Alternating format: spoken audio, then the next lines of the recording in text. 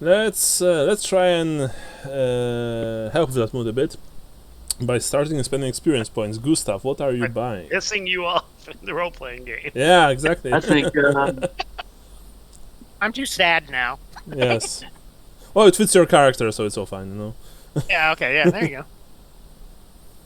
What is my my character? motivation? You have none. Oh, there it is. I have 215 XP. Mm-hmm. Could I do linguistics? You need to study a language to learn it. It takes time. Even for the basic new language, it takes time. You need to either read books or have a teacher of some kind, you know, who will spend an hour daily maybe to teach you the stuff. Okay, I guess in that case, I'll take 5 weapon skill. Okay, nice. And what else would help me?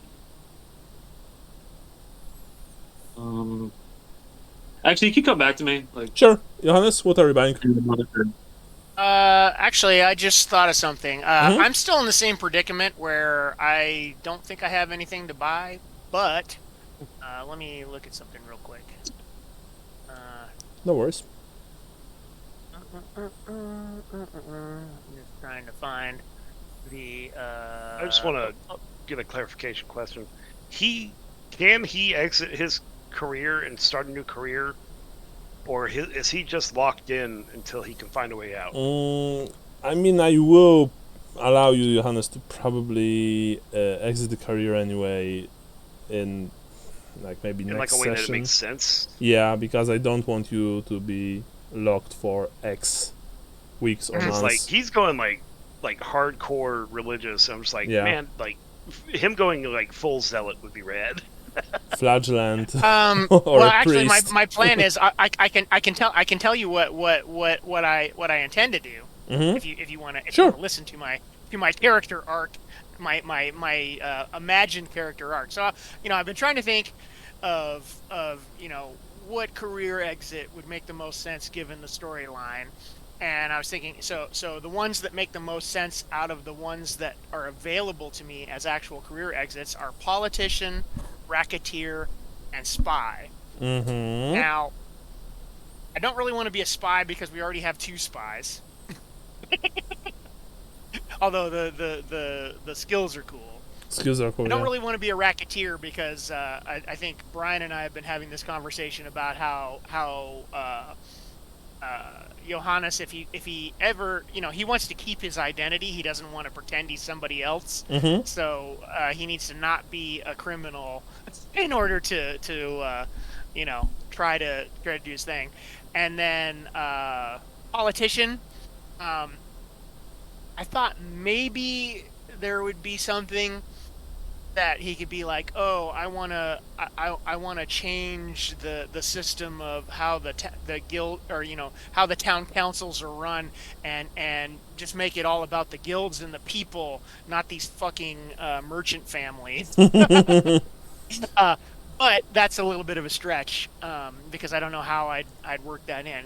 So could he do noble lord, right? Like, I know he doesn't have noble blood, but kind of like in a talented Mr. Ripley kind of way, where he's like, he just- would need to buy a fake title. He would need to somehow get a fake identity, which in itself would be incredibly hard to do.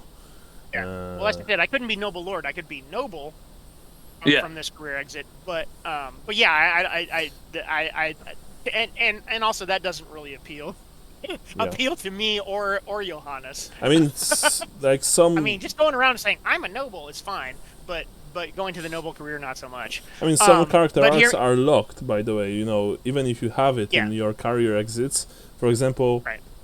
if you'll be playing like a woman character, then she wouldn't, under any circumstance, be allowed to become a Bretonnian knight, right? Because they are only male. I mean, like for the first knight errant, knight of the realm questing knight, you can pretend, but the moment you reach Grail Knight, you can't pretend because the lady always knows if you're a man or a woman. So Yeah, That would actually be an interesting character, though. yeah, that Brienne of Tarth. Brienne of Tarth, yeah, That actually would be pretty rad. or Jean d'Arc, right? Yeah, yeah. But anyway, so hear me out. Mm-hmm. So, I'm thinking lay priest Lay priest is cool. Yeah. because I feel like what Johannes's motivation would be is he's like, okay, I've totally fucked things up because I didn't follow the true path of Sigmar. And so now I need to repent, and I need to bring Sigmar to the heretic, or to the infidel, Mm-hmm. sort of thing. That's cool. If you want, go this way. Of course, sure. Yeah. You have my Yeah. permission. Okay, so that's why I put in the chat RP like hey everybody, I'm going to the Temple of Sigmar and Johann Stahler's house. Mm-hmm. Okay. So actually Stahler first and then the Temple of Sigmar. So, yeah, sure. I took 5 weapon skill and 5 agility. Okay, 5 open skill, 5 agility. So, Johannes, you are what? You are going lay priest? Yeah. If we're doing that right now, then yes. You that's can what I'm start, gonna do. yes, but if you don't have it in your career exit, then remember, then you pay 200 to Right. switch. Okay. So that'll be I have almost 1,000 unspent XP. Oh, okay, so yeah. So no worries, no worries. it's not a problem. And so you can spend 200, and you can already and you can spend more XP to buy the things that you are able to buy, right? Okay, I'll figure that out as we're playing. Okay. Michael, what about you? Picking up 5 willpower. 5 willpower. Okay, nice. Who's making notes? It's me. I'm not on my home computer, so I will upload session 1 notes when I get back, but I'll upload session 2 Sure. then as well. Sure. Okay, so last time, well, first of all, we had a lot of very cool text-based RP. So that's always nice.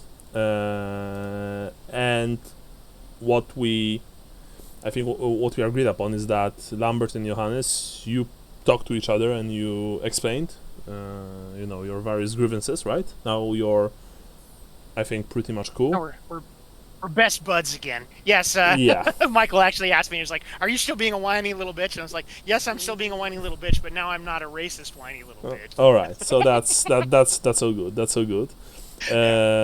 You can stay one more night at Frauler's house. Frauler lives in the eastern part of Haldorf, the less reputable one, and she's kind enough, but you also know not to push your luck, not to overstay your welcome, more like. And this is a brand new day. Gustav, you are right now talking to Marla outside nearby your temporary place of stay. Johannes, you are going to her Staller, and later to Temple of Sigmar. And I don't know, are you going to the Edberg's house or not? Not yet. Not yet. Okay. Because my plan relies upon being able to borrow some money to, at the very least, buy a new writing kit and some paper. Okay. And Lambert. But hopefully more than that. What are you doing? Lambert is shopping for presents. Okay.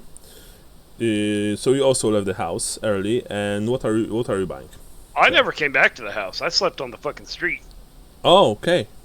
So right. So you slept on the now street. Naked and have no money. Yeah. No, you probably found a nice warm gutter somewhere. Nice cubby. Yeah. So what are you buying? I am going to be purchasing gifts for my friends, and to keep them secret, I'm going to send you a message. Okay. On Roll20 or on Discord? On Discord, I'll send you a message. Okay. In that case, send me a message, and meanwhile, Gustav, let's let's resume where we left off. You were saying, I suppose we somehow get word to the Bretonian embassy that he stops to think for a moment before continuing. There was an incident involving Sir LaRue in Bögenhafen. Gustav holds his arms, thinking more about how the scenario likely played out. We aren't sure they came to arrest him too. The Thieves Guild didn't seem to know, but whoever we pissed off knows he was with us. Okay. And so, Mara looks at you. She says, "It's quite windy right now. By the way, sky is overcast. People are. I mean, it's still early, but Aldorf is already, waking up. Shopkeepers are opening their businesses, and all around you there are more and more people with every passing minute." Mara looks at you, Gustav. You still want to try and get to the embassy and get our money. Is that what you're saying? Well, I'd like our money, but that's not the reason. The reason is we don't know what happened to Gaston, and they're probably in the best position to dispatch someone to look for him. Well, but wouldn't they already be doing that? I mean, if the Bögenhafen City Watch stopped Gaston, detained him, they would probably send a message here to Aldorf, right? Presumably, yeah. I don't Look, know. what I'm saying is that perhaps going to the embassy and asking for a night by a commoner is not exactly the wisest thing to do. You know what I'm saying, right? Right. We're not asking for him. We're telling them that he might be in trouble. And you don't think that's dangerous? What do you think What do you think those people will do when you walk to the Bretonian embassy? A foreign, she searches for a word and finally says place, and say, "Hey, one of your knights is in trouble in Bögenhafen." What will happen then? In a place where they have diplomatic immunity, yeah, I see your point. I mean, they will. You're not nobility, Gustav. Neither one of us is, right? Best case scenario, they will told you to get lost. Worst case, they will probably ask you questions. Should we leave a note for Gaston should he return, so he could find us? Yeah, I think that's actually a good idea. I mean, we the only place we can leave a note is in the Bretonian embassy. Sure, we can't leave a note at the Wand anymore, right? Yeah. But yeah, that's true. We also, and she rubs her forehead, we also really need to find a place to stay somewhere. Yeah. And I need to talk to Lambert about a small loan because I don't even have paper to write this note. Yeah. I have a few coin with me, not much, but yeah, I have a bit. She says. But yes, right. I absolutely think that that we need some kind of a place to stay and some idea about what to do next. Come on. I agree. I'm gonna head back to what's the woman's name? Frau what? Frau Lehr. Frau Lehr's house. Yeah. Wait for everybody else to rendezvous. I'll go with you, she says, and both of you return. Lambert, I've read what you've bought. Sure, no problem. Throw me a number on that. Yeah. Let me quickly see. $1 billion. $1 million. I do have a finite amount of money, but it is a substantial. So. You insensitive bastard. Number 3, you mean best quality? Let me find what I was talking about. 1 sec. I go back to EU. Yeah, sure. Best quality, I believe, is times 10. All right, so no, never mind. Hey, I love you, but Not so much, of course. It's more like a dog with cancer situation here. Yeah. So Oh, too soon. too soon. I know. So the number 3 will cost you 30 pennies. All right.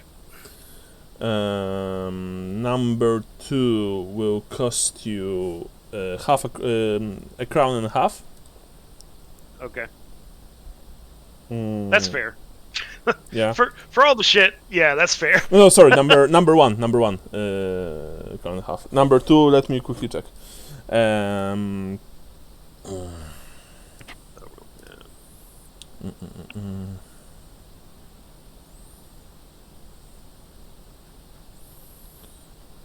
Where is it? Oh yeah, here it is.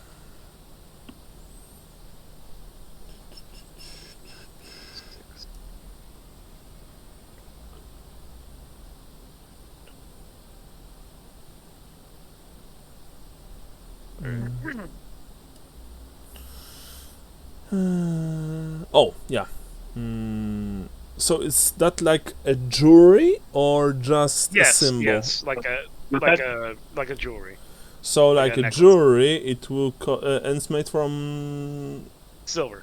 Mm-hmm. It will cost you at least 32 gold crowns. All right, so fuck that. I don't think anyone in this party is worth that much to me. We're just gonna go with a nice, well-made iron one. Okay. So in that case, it will cost you. Yeah, I've just found it.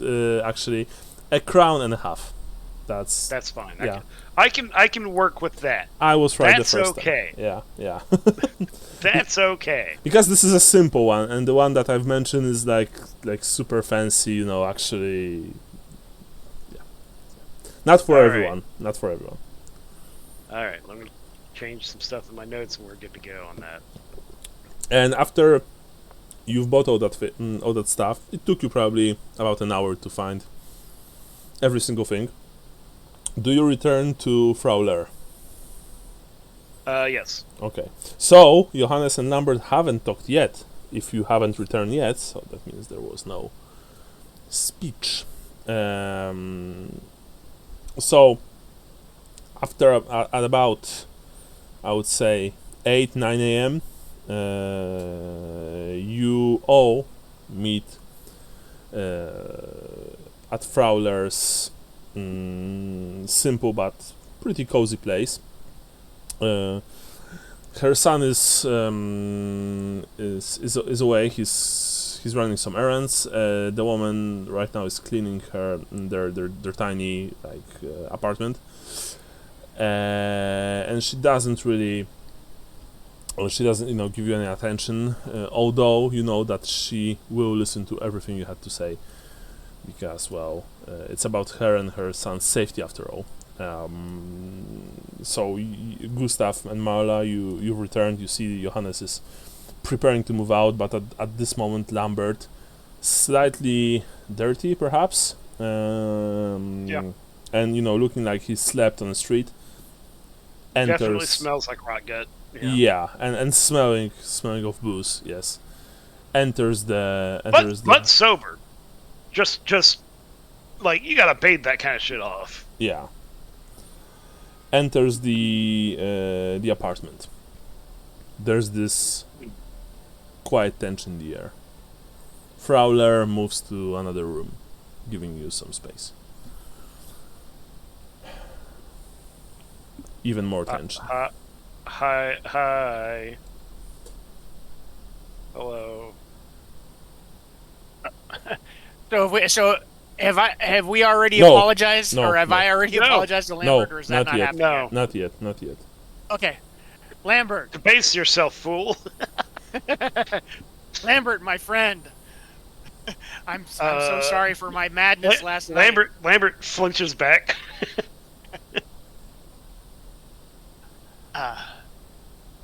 Lambert, I want to apologize for my words and actions last night.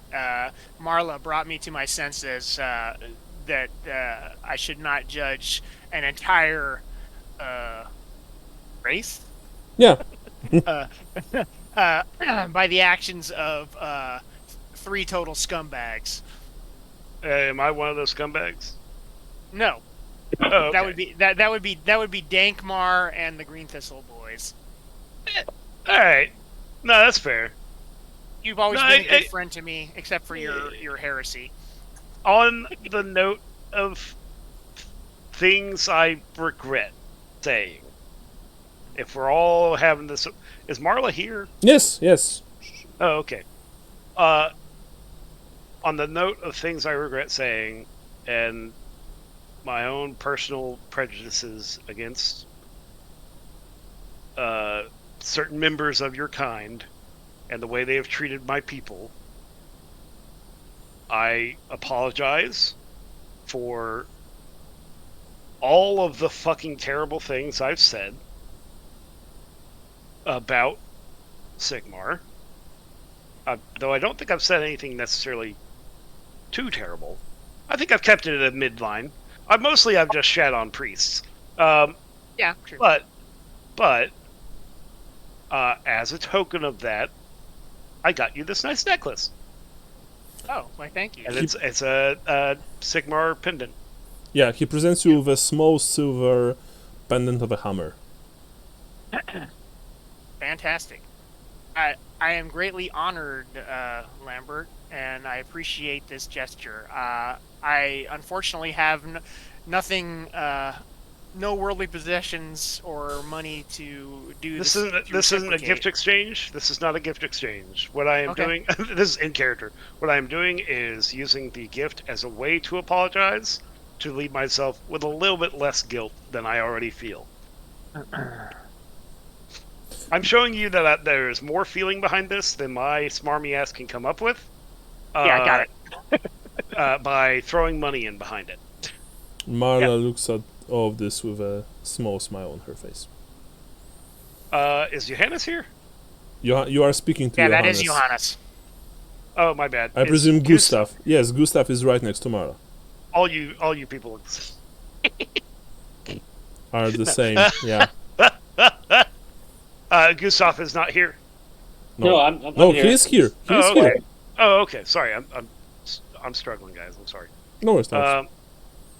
Gustav, we're buds. I don't know exactly what thing you pray to.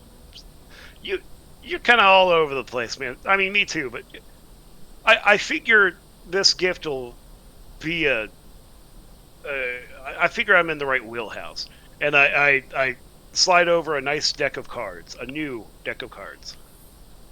Yeah, you can see, a very nice set of cards, like pretty basic but artistically pleasing. It has like the code of Aldorf, the Aldorf coat of arms at the on the reverse. So, yeah. Oh, thank you. I take the deck out and flip through it. Is it just a regular deck? Yeah. Yeah, it's just a regular deck. Okay, it's not a trick deck. Okay. No, you can do as much bullshit to that deck as you want. Okay. Thank you. And Marla, for putting up with our shit for so long, and for us upending your life, I imagine that gets you pretty fucking frazzled. I'm so sorry about that. None of this was intended to hurt you. And hopefully this doesn't hurt you as well, and I give her the fine whale tooth comb. She, she beams up, grabs the comb, immediately, tests on her hair. She says, "Thank you so much, it's beautiful. I will always keep it with me as a token of luck and a reminder that even in this crap sack world, friendship still rules strong." And she hugs you, by the way. Hell yeah. That's... Lambert, we are going to need your help for the short term, though. We're all penniless, and you're the one with the money for the time being. Well, I mean, I have some money, says Marla. I had 40 crowns when I left the wand. I still have about 10 crowns on me. Damn. Alright. So, I don't want to impress upon Marla on this, but, what kind of loan or like it's friendship. If I'm giving you money, it's not a loan. I'm helping you get back on your feet. What do you need? Within I reason. think for 10 gold crowns, I wouldn't have to ask you for anything going forward. Except 10 gold crowns. Fuck me, dude. What the fuck do you need 10 gold crowns for? Just Like, this, I mean, no. I don't want this to sound like real shitty, but like, this is friendship. I'm willing to give you money, but also, can you give me an itemized receipt of whatever the fuck you're doing? 10 crowns is a lot, Gustav. I mean, we should, says Marla, we should really focus on right now on finding a very cheap place to stay. Maybe even in this neighborhood. Sure. I mean, this is Eastern Outdorf, not the safest place, but prices here will be lower than, for example, near the Street of 100 Taverns when we were before. We should enter full. Here? Well, where do you want to stay, Lambert? I thought we were leaving. yeah, I think well, we should leave town. Yes, but where do you want to go? Before we leave, we need to have a plan. I'm sorry, That's boys. I'm not going to sleep in the gutter for the next unknown number of nights. I need at least a single room. It can be infested with roaches and with rats, but it has to have some kind of bed. We also need to buy some kind of supplies. Food, something to drink. Winter is coming. Our clothes will keep us warm for now, but in a month or two, they will not be enough. And winters in Outdorf are rough, she says. Look, Lambert, I was just thinking some walk around money, pay tolls. I can give 10 you. gold I does can. not walk I around can money. give you 5 crowns. Gustav, says Marla. 5 crowns is more than enough for. I mean, I don't know. Is this some kind of what? Is this one of your plans? Like the one that you had with the wand that you wanted to show up there and, look all tough and see what they did with it, even though they told you that if you will show up there again, they will kill you. No, I. If anything, I think I'm just overestimating what is a normal amount of money to walk around with. Most people survive with just a few pennies every day here, right? Yeah, but they have more than that on them at any given time. You know what I mean? Not all of them, especially not after the war, she says. Look, and she takes 5 gold crowns. Here, 5 gold crowns. Spend it for whatever you want. Just, just think before, right? I give her a hug and I say I'll pay back every penny. You don't have to, she says. Money's yours. As much, I mean, for what it counts, we are in this together, so I don't really think that my money, your money is a thing anymore. At least not until we stand back on our feet. Johannes, do you need any cash?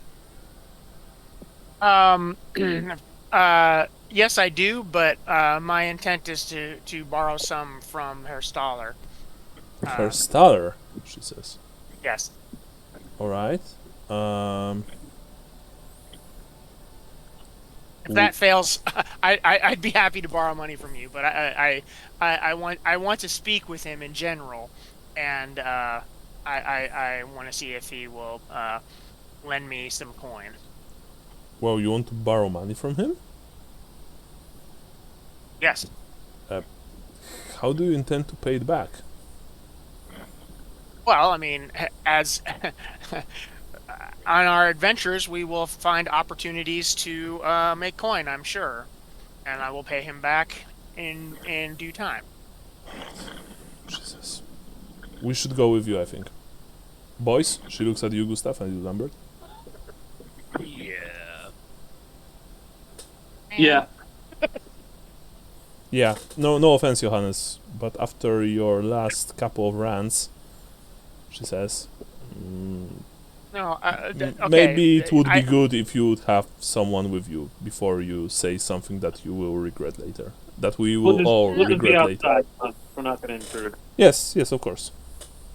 Well, don't worry, Marla. You snapped me out of it to a degree, and in any event, with Herr Staller, I would never do anything to insult or make demands of him. I would just ask, ask for his friendship and help. That's it. Well, I mean, yes, truth be told, we did help him a lot. We all saved him and his daughter. That's true, but that's been a while ago, right? That happened a while ago. I'm not saying absolutely. that Herr Staller is an honorless man, but he may have some kind of a different idea about debt, if you know what I mean.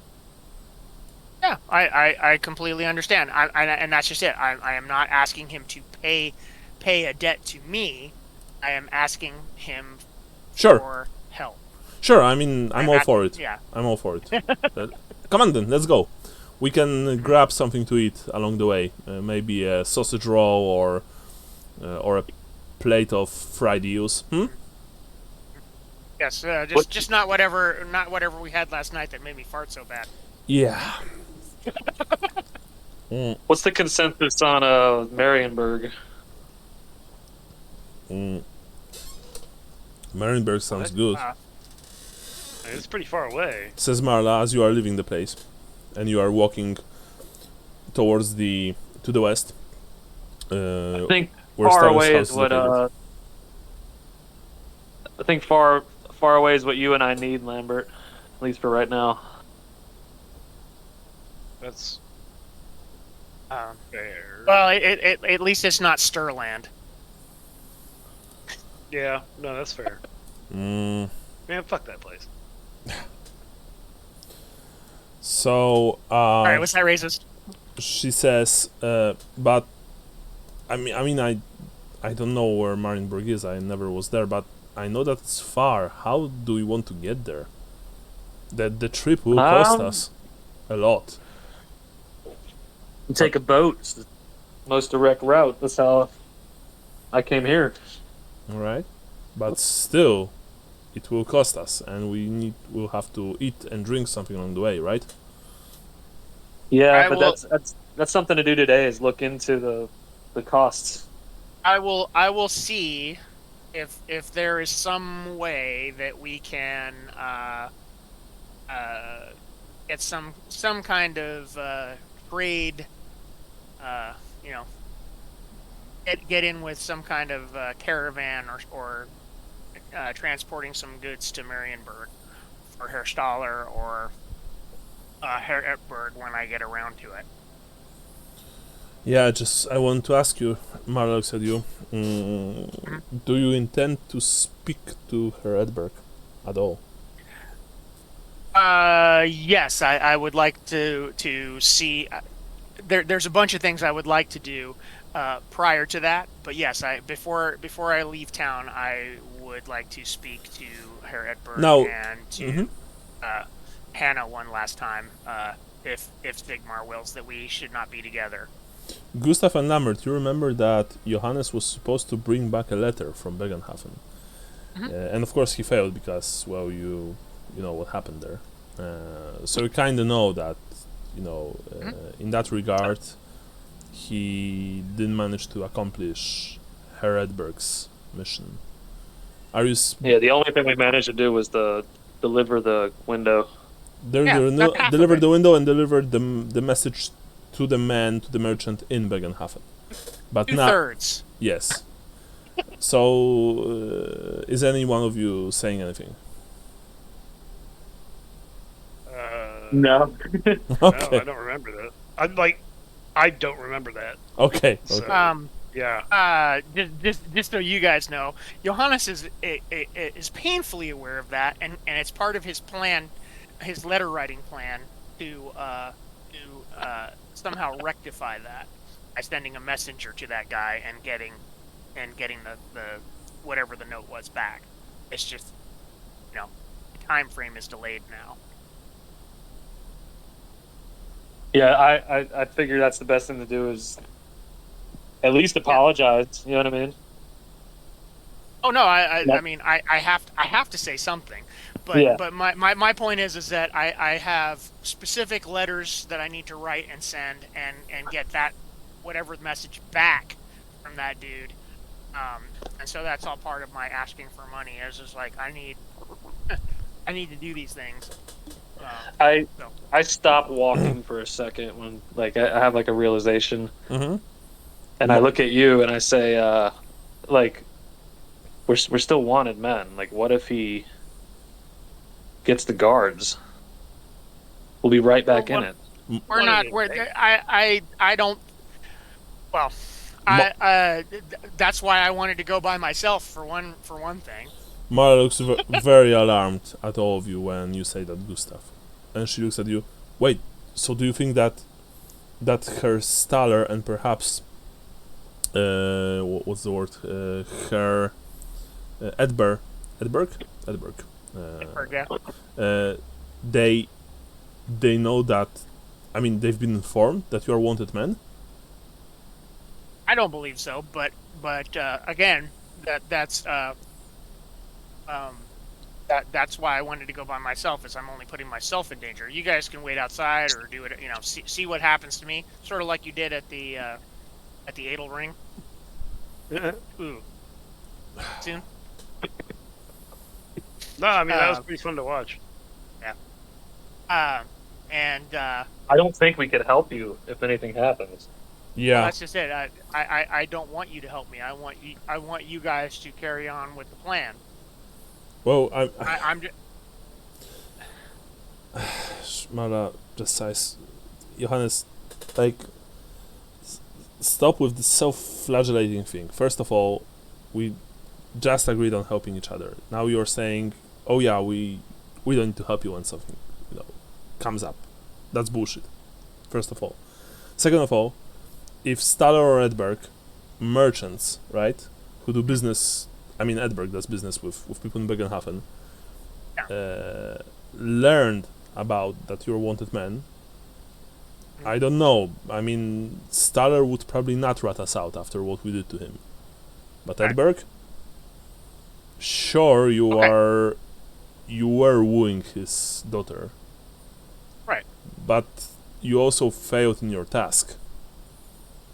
I think you should go see Adam. So ask yourself if you really want to risk it.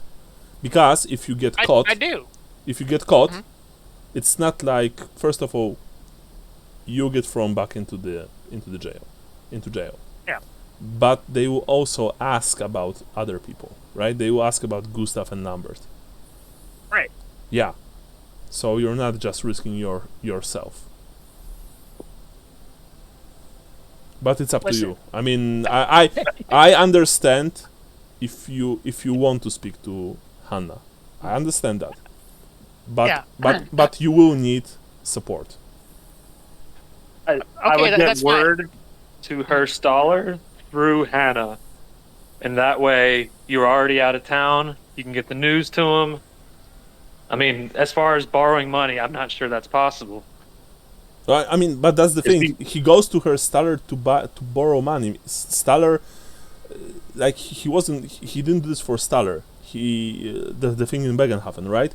He did it for Hannah's father, for her Edberg. Right. And to speak to Hannah, you will need to go through her father. Right. Or wait for her to leave the house and, I don't know, go shopping or something, but... No, I don't want to... No, you guys don't understand. Johannes, I have done nothing wrong. End of story. Mm-hmm. I have committed no crimes. I have done nothing. I have been persecuted. I have been wrongfully accused. I want to set that straight before I leave Altdorf. What if you took the lawyer? God damn it! I'm just trying to have your way out covered, man. Because I know what you're saying, but reality's reality. that lawyer is a piece of shit. He's too. Oh, I need to follow the letter of the law and not do what's right, not follow justice. So fuck him. Well, says Marla, a lawyer usually follows the rule of the law, right? Yes, but Stigmar's justice overrides the law of man. She sighs very heavily. Yes, of course. Sorry, I have trouble playing as a religious zealot. Yeah. Anyway, so look, guys, you won't let me finish out my career. You gotta let me have this. I'll let him go, but I'm not going with him. Yeah, that's cool. That's what I'm saying. I'm not saying that you guys aren't helping me. I'm saying I don't want to put you in additional danger. I don't want to ruin the plan. I feel like Stoller won't rat us out. I feel like if I just show up at Edberg's house, the guards aren't already going to be there. I'll just talk to him quick, ask if I can see Hannah. If I cannot, I'll jet. And then we're free to leave fucking Altdorf. Yeah. She says, I will come with you. I think you need someone to watch your back. Well, they'll be less likely to rough me up with a lady in a present. Yeah, that's true. I'm not sure they'd rough you up, but yeah. Oh, Edberg might. Gustav, you coming with us?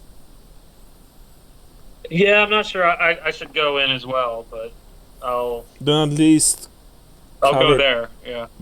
be nearby.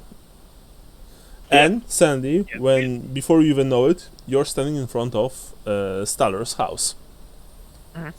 That's a very nice townhouse. You've been there last time a few months ago, after this whole deal with Ralph Hebert, the necromancer. You know that Johann Staller, Eva Staller, and Stig Radovich, the young Kislevite man, they all live there, and that last time you've checked, Eva was in fact pregnant. So. Oh, Stig actually lives in the house with them. Well, yes. Well, where else he's supposed to live? Under the house? Well, I thought Ava. I thought that he set up his own household. No. He probably. You had a feeling that Stig is very enthusiastic, but he's not perhaps the, sharpest tool in the shed. So he's probably still trying to, have this huge breakthrough, right? Yeah. Look, I can borrow money from Stig. Sweet. Probably. So the house is very nice. It has 2 stories. It's well kept, well maintained. The Königplatz is not far from here. The door, by the way, you've also noticed that the door and the windows are reinforced, and there are, especially to your eye, Johannes, there are quite a few Sigmarite icons, hanging, etched into the walls and hanging from the roof. All of you guess that after the horrible ordeal at the hands of Ralph Hebert, the Stallers have become extra careful, and they make sure to keep the forces of evil at bay with holy iconography, because honestly, nearby buildings, sure, they have like Twin-tailed Comet or the Imperial Cross and Griffin, but not to the extent that this house has them. The door, of course, are locked. The windows are also they're not only barred, but they are also covered with heavy drapes from the inside. What are you doing? I don't have a hat to take off, so No. I walk up to the door and ring the bell, knock on the door. Yeah. Also Gustav. I'm gonna pat you on the shoulder first. Yeah. Gustav and Johannes, you still have the same clothes that you had in Bögenhafen, right? Right.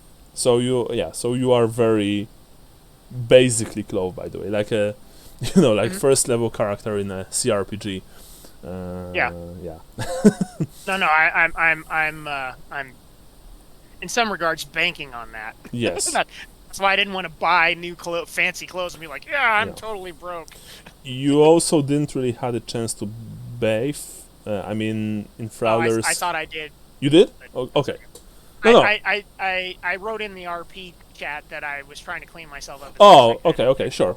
Well, I mean, yeah, in Frawler's house, perhaps you didn't have like a bath per se, but she did brought a few, few bowls full of hot water, so you clean yourselves up as best as you could.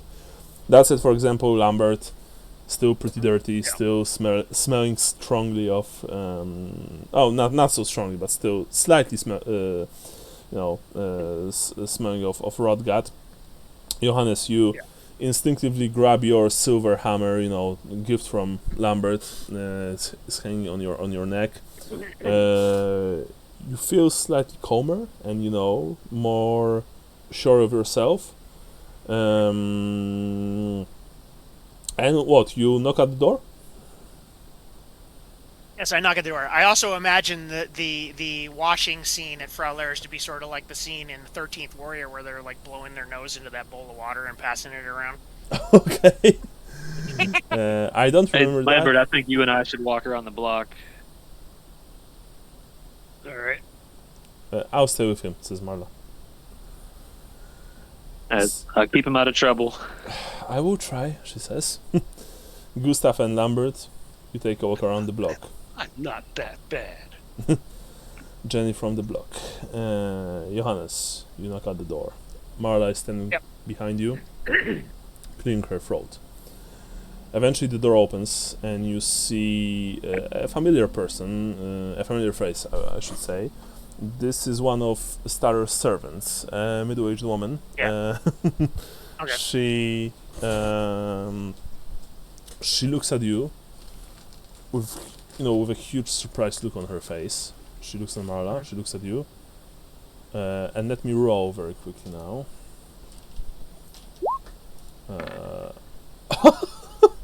We are not interested in buying anything, she says.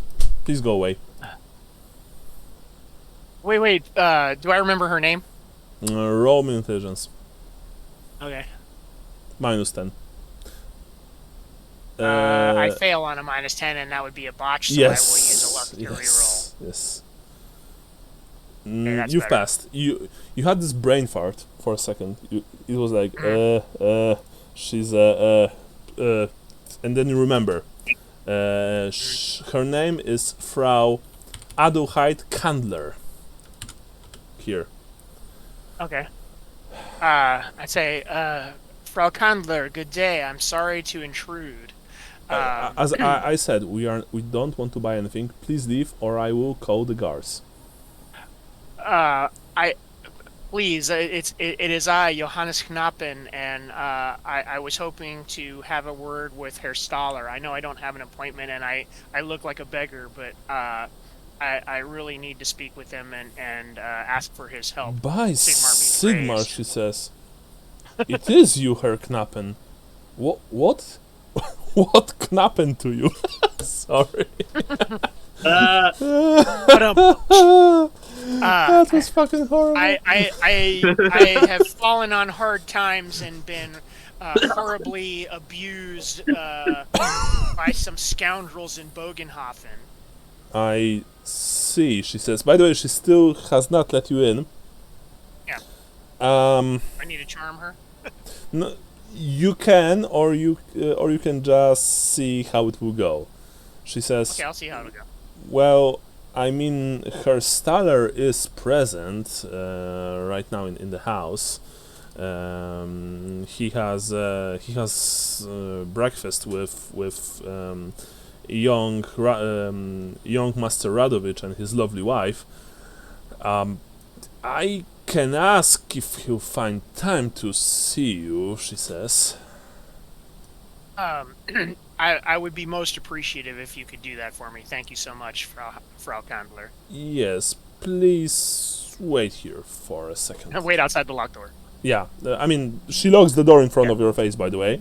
You hear the key being, turned in the lock, and you hear her light footsteps disappearing deeper into the house.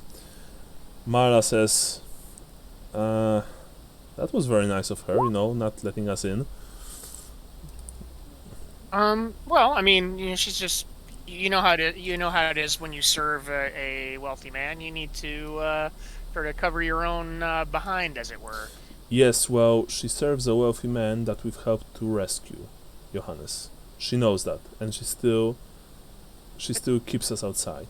That's what I've been talking about. Those people. Yeah, I agree, but those people, they don't probably even. I mean, they do remember what happened. I just don't think that they care anymore. Well, I'm willing to give them the benefit of the doubt.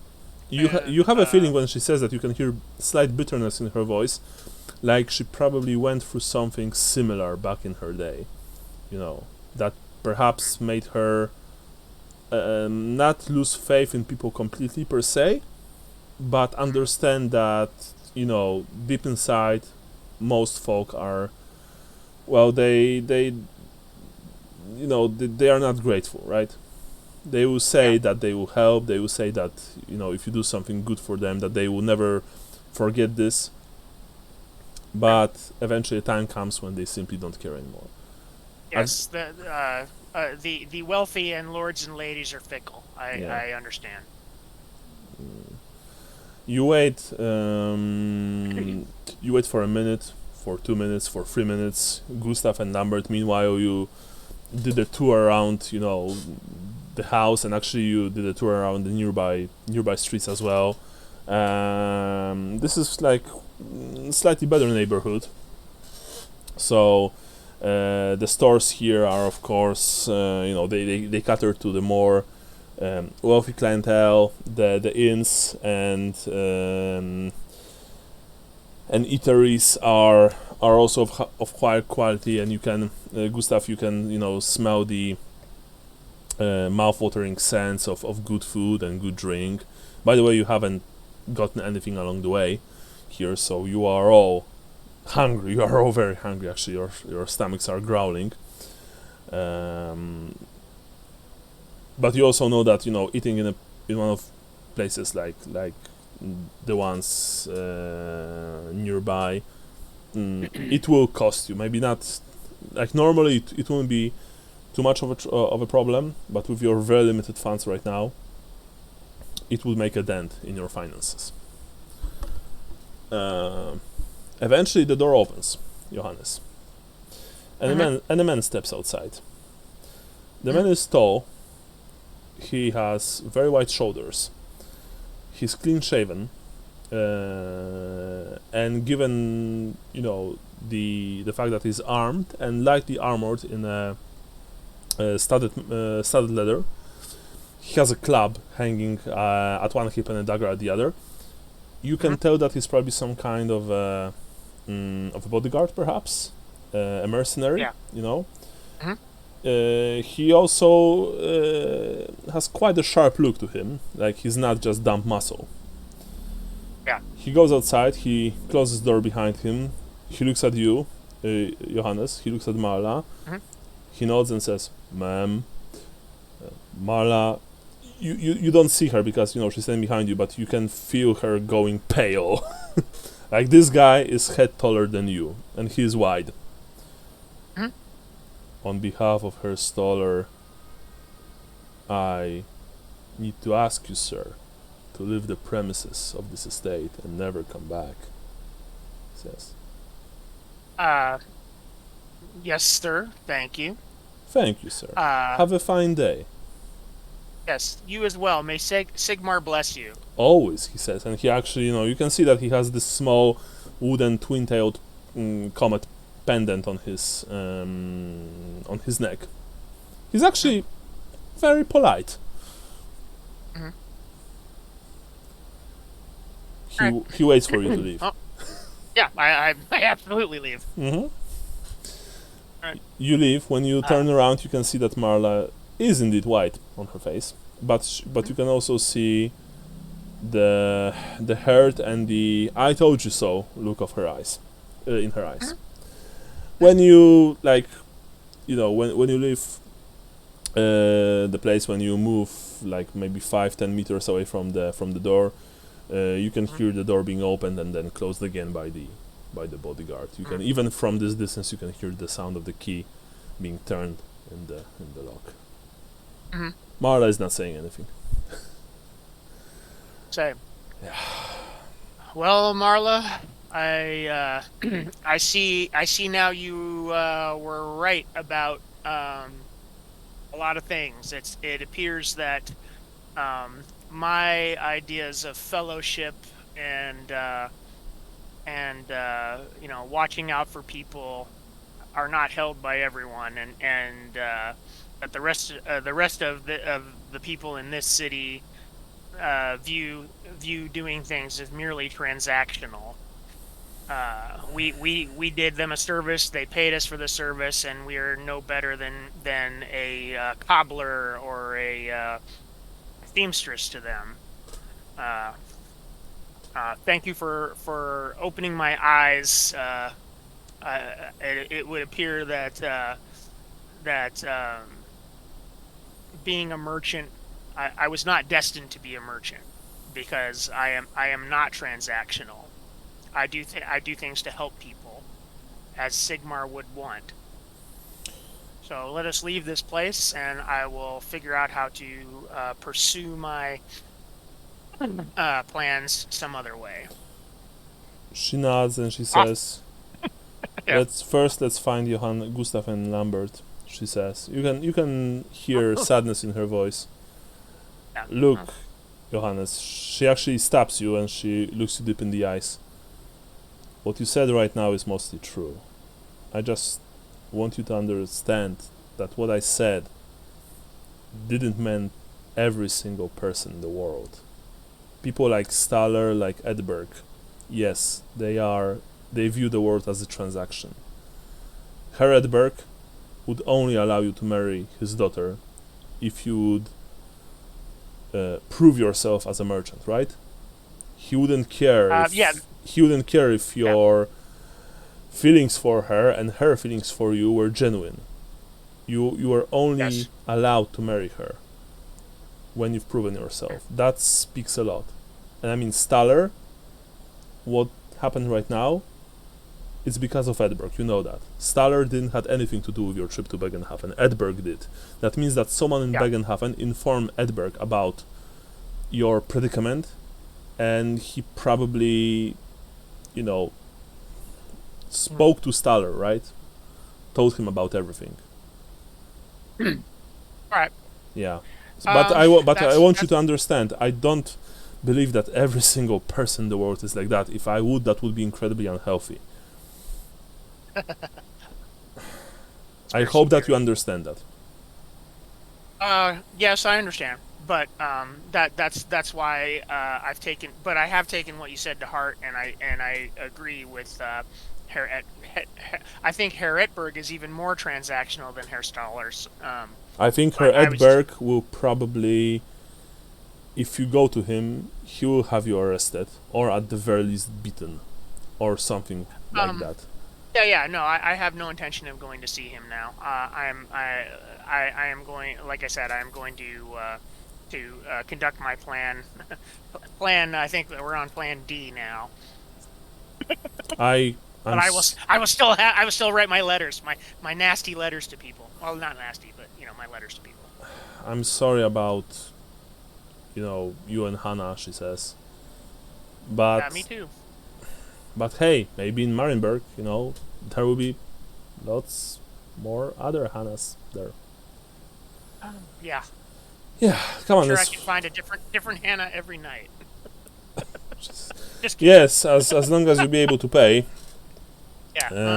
Yeah. She winks at you. Sorry, I'm not Gustav. Yeah. No offense. No, you're not. You're not. She says with a sad smile. And then you go looking for Gustav and Lambert. Eventually, you find them nearby. Gustav, you here, by the way?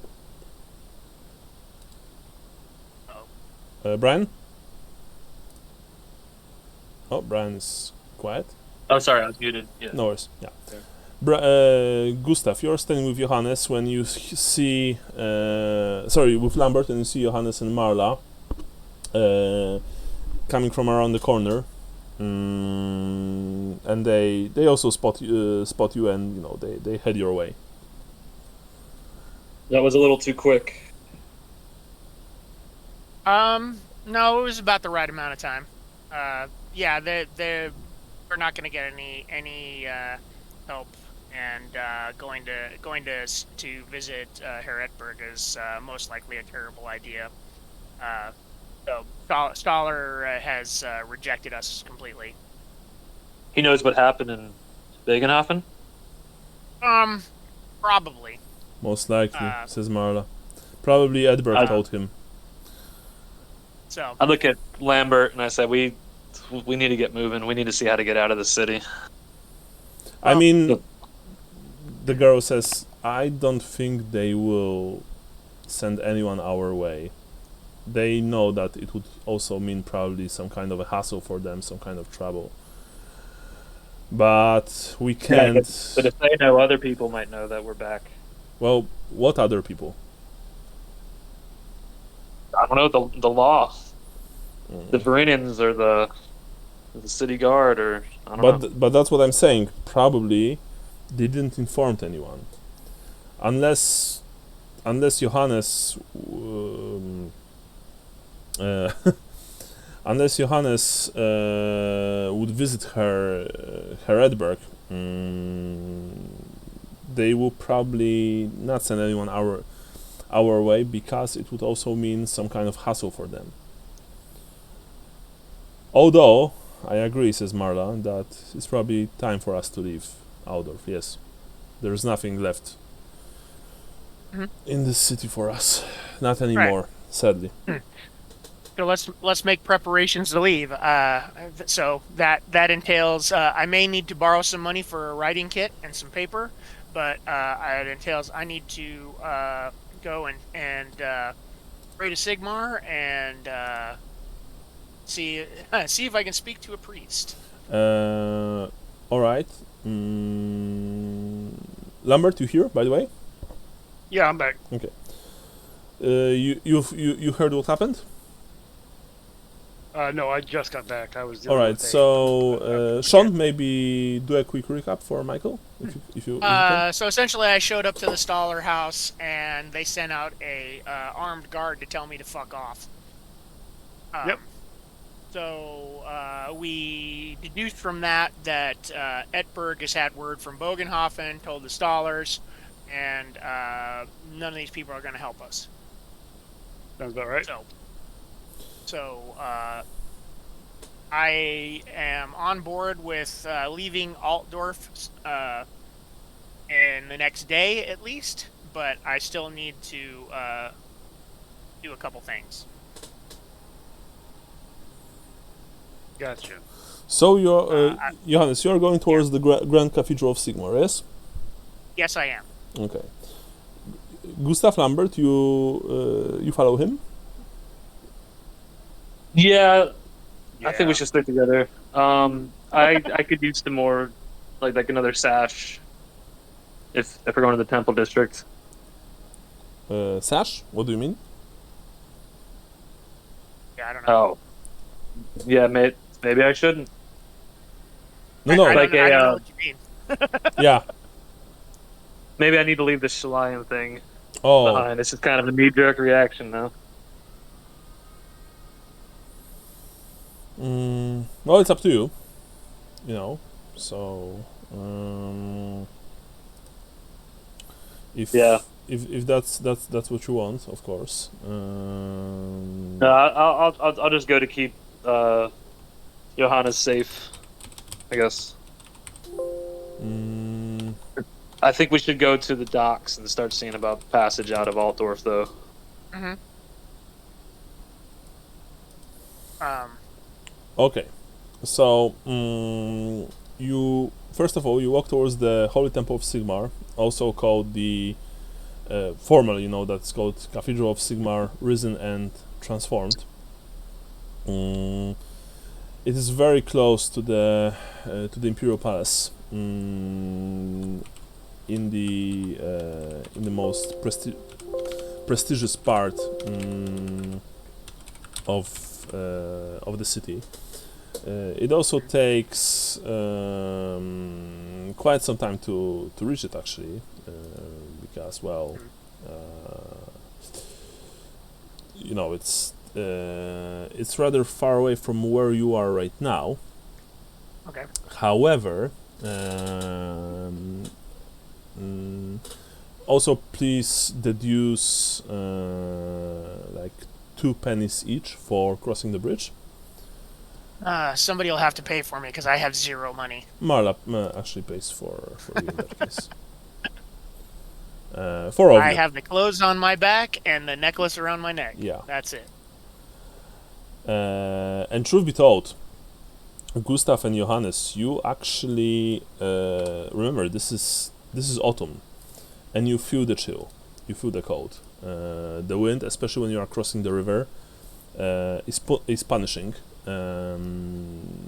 You are shivering. By the way, you don't have any cloaks. You don't have any, anything to keep you secure and warm from the elements. In just a few weeks, it will be even colder. In probably a month or month and a half, it will almost certainly start snowing.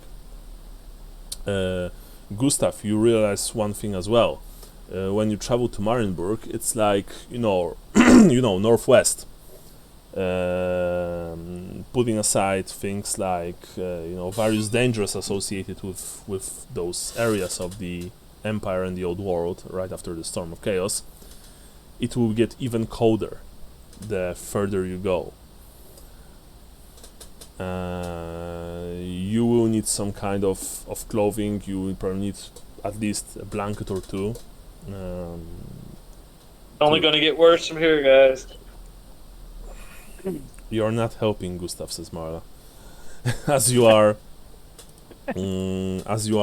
approaching the spires of the Grand Cathedral of Sigmar that you can see even from here. Remember, the only 2 buildings that can be seen from anywhere in the city is the Emperor's Palace, of course, and the High Temple. Everyone roll me perception tests, please. Eye-based, so if you have like keen eyesight, then you can get yourself a nice plus 10% bonus. Nope. Okay. Nice, Lambert. It's 1 success. Where's perception? I don't think that. There it is. I have excellent vision. Yeah, excellent business, that's the thing. I just fail. Mm-hmm. Like what? Ooh. Gustav, you've passed, by the way? I think, yeah, that's a pass. Okay. But Lambert, I think he passed with at least 2 successes. Sorry, 2 successes actually. Lambert, you suddenly see, or rather, you feel that something is approaching you from the air. And when you look up, you can see a shape, a bird-like shape, quickly descending towards your group.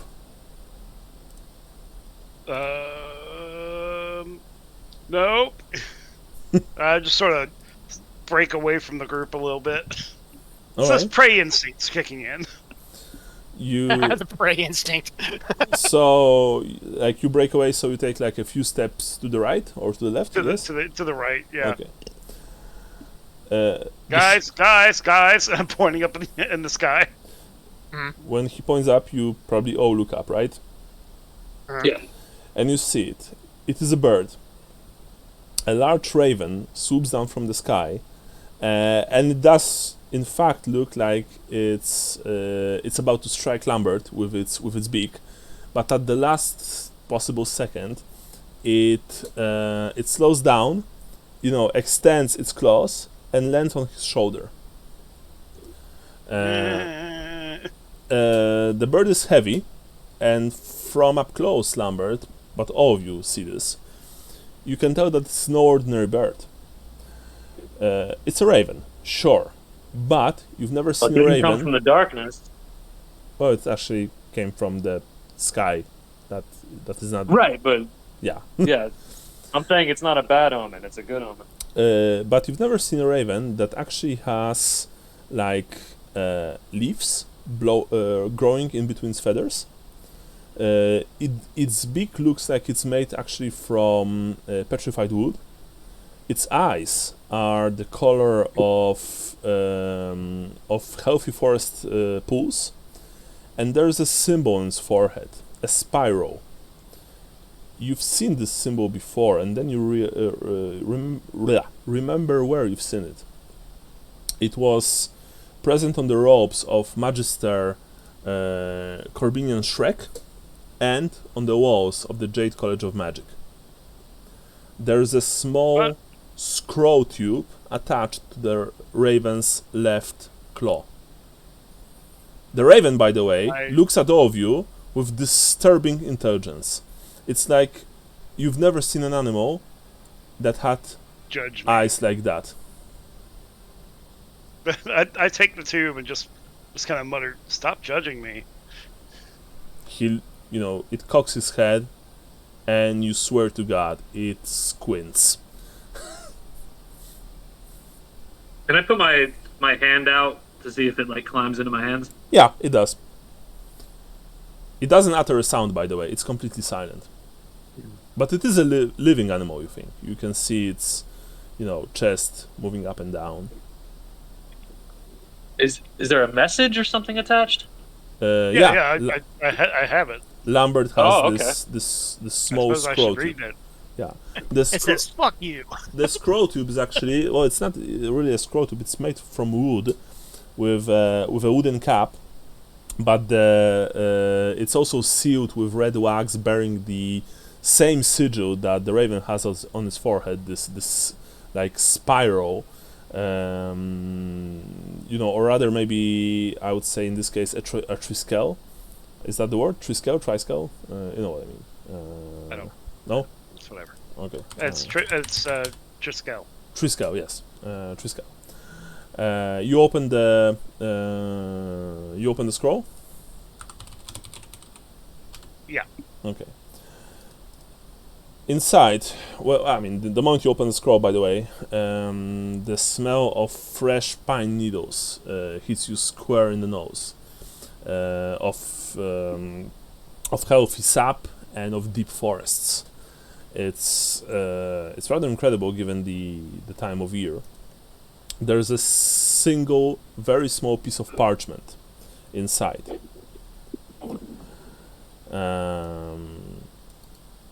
Do you take it out? Yes. Yes. Right. You take it out.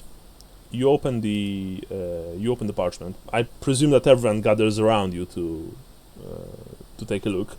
It's not hard, given that you're small and they can just stand over you and read. The raven, it got on Gustav's head, and it also looks down as if to read the message that it carried. By the way, people are passing you by, and they give you strange but ultimately rather positive, look. This is Aldorf after all, so greenish, probably not completely natural ravens are not that uncommon. The message says, "Friends, I've received your message. Meet me today at noon in the Overrated Gopher Tavern." This is the name. Oh, the Overrated Gopher. It's from the generator. Yeah. No, that's fucking awesome.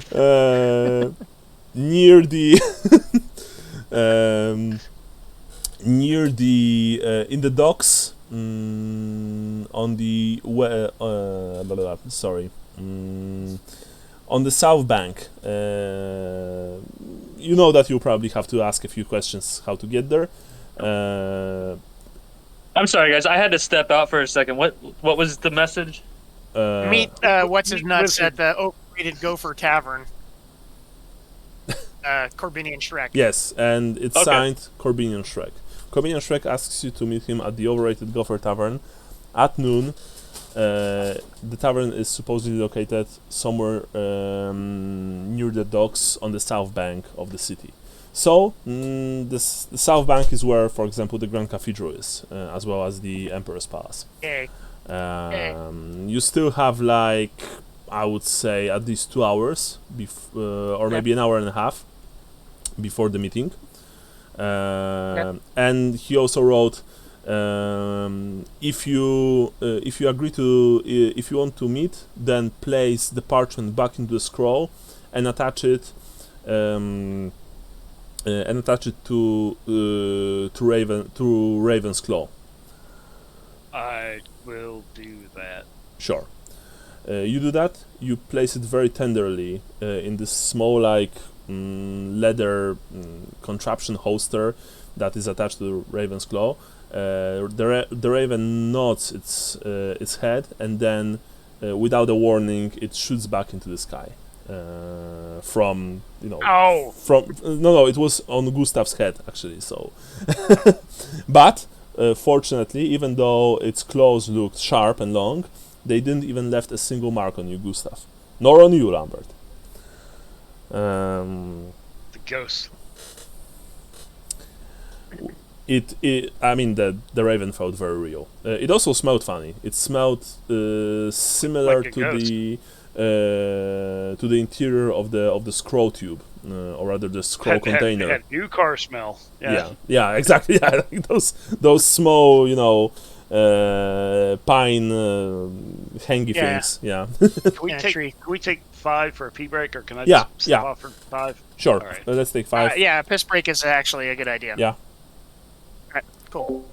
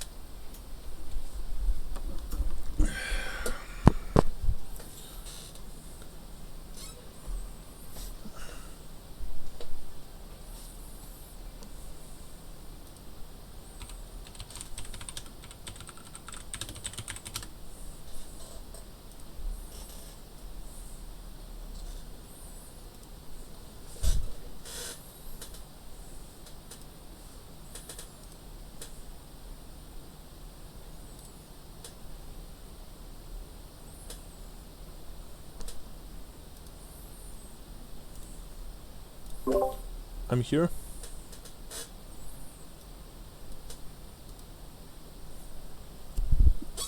I'm here. Cool. Come here. Okay. So we still wait for Michael, I think.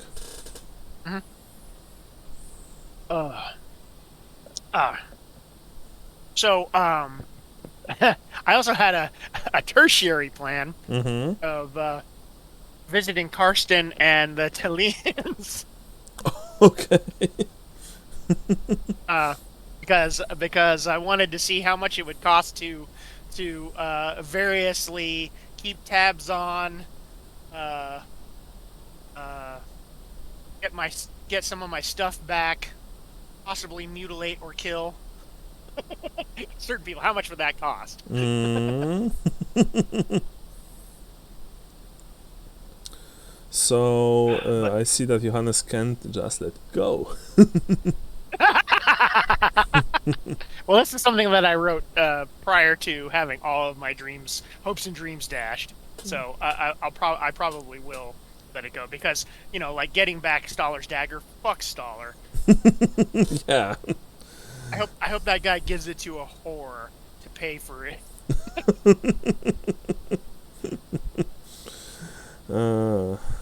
Well. Yeah, there's no honor, sadly, in with people like Stoller and Edberg. Captains of industry. Yeah.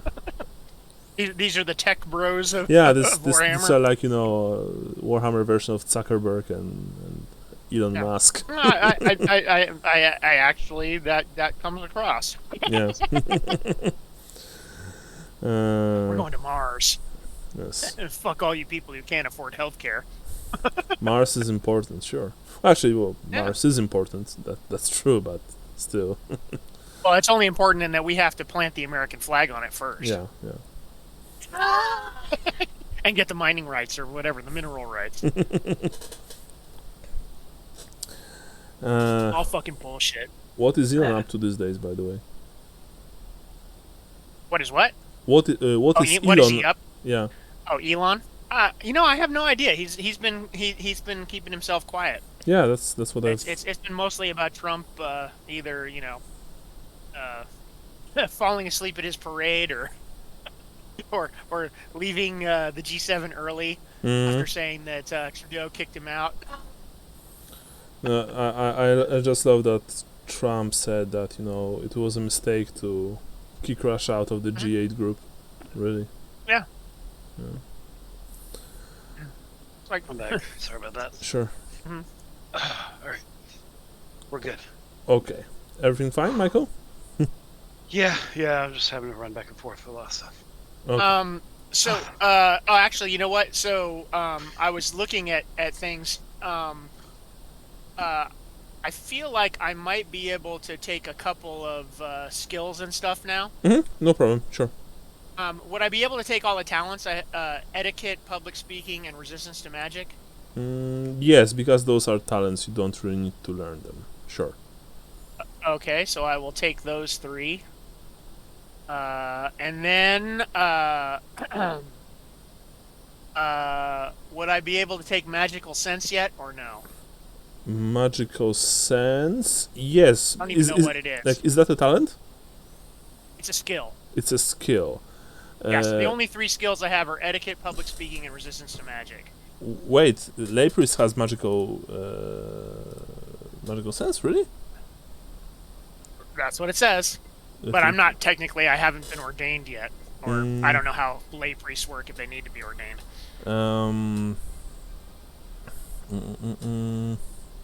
As worldly deeds, unlike their magical counterparts, lay priests do not night studying esoteric scriptures.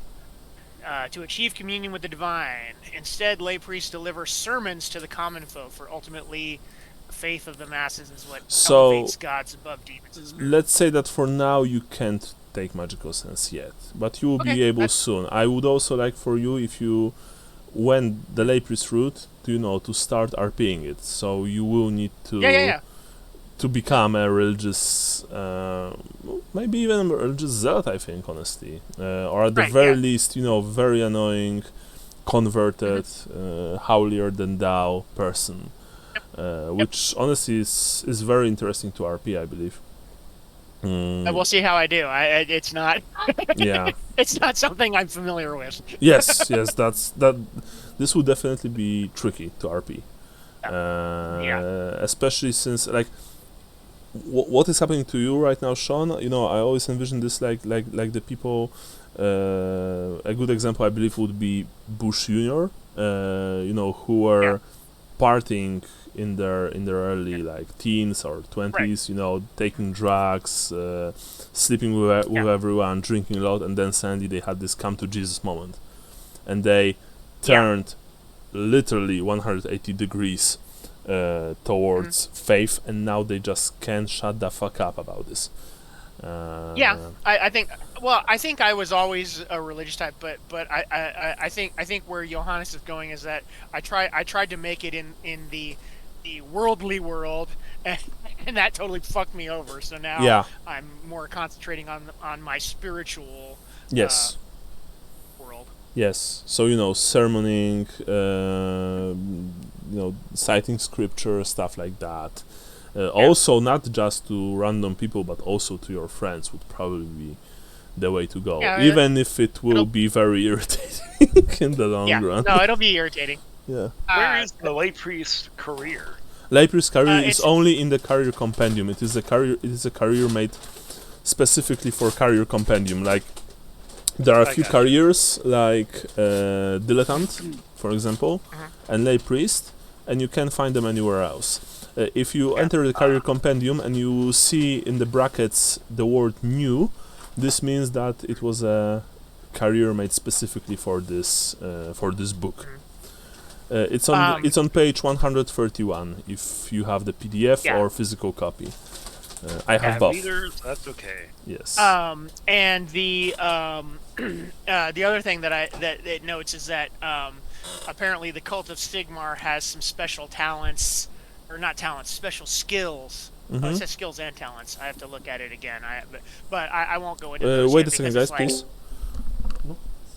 It says in Appendix 5, page 244. And it's stuff like speak Khazalid. Khazalid, yeah. Stuff like that. Yeah. Yeah, but that's no. You will need to I need learn to go this. to school for that. Yes. Yeah. I mean, you'll probably get a chance soon, all of you, to learn skills that normally would take time. Just let me tell you that. But I think I will upgrade my perception another 10%. Okay, no problem. So intelligence or perception. Well, yeah. So I've spent 300 on. Damn it. You spent 200 to switch to lay priest. I spent 200 to switch to lay priest. Yes. Now I'm going to spend another 300 to get etiquette. Mm-hmm. And I don't know what any of these do yet. I'll figure it out. Etiquette gives you bonus to fellowship when you are speaking to nobility. I can believe that he doesn't know what etiquette is. Yes. Talents are mostly, you learn them subconsciously. And in all honesty, Johannes, except for that part in Bögenhafen, you knew how to speak to people. So you knew how to learn, proper way of saying things, stuff like that. To whom to speak in a certain way. That's no problem. Magical sense, you will get this. It would simply appear you will develop this subconsciously, but I want to see some faith first. Oh, and also, Sean, remember one thing. This is tricky, by the way. In my games of Warhammer, I am, and in general, any RPG that I run, I very closely look at people playing holy characters. So, of course, you can tell me that this is all a show. That is all for a show. Yeah. But if you play a priest, you will need to remember tenets of Sigmar's creed, right? Faith. You will need to make sure that not only you follow them, but also perhaps your friends should, right? After all, he is the one true God, and not some hidden halfling deity or or weak Dingleberry. or weak Shalia. Alright. I'm of course joking right now, but you know what I mean. So Yeah. playing a holy character is tricky, and I will, I will make sure that if you want to get your points, you will need to play it right. Yeah. He rewards good faith and he punishes blasphemy. Yeah. Okay, so after you've spend your XP, Johannes. Okay. Michael, I'll let you know later. Sure. What it all is. I'm just kind of doing it right now. how much time left do you have? Me? Michael. Yeah, Michael. I've got about an hour. Oh, okay, cool. That's good. Gustav, you here, by the way? Yeah, I'm here. Can you hear me? Yeah. All right, so about 45 minutes, about 15-minute drive. okay, So we're good. sure.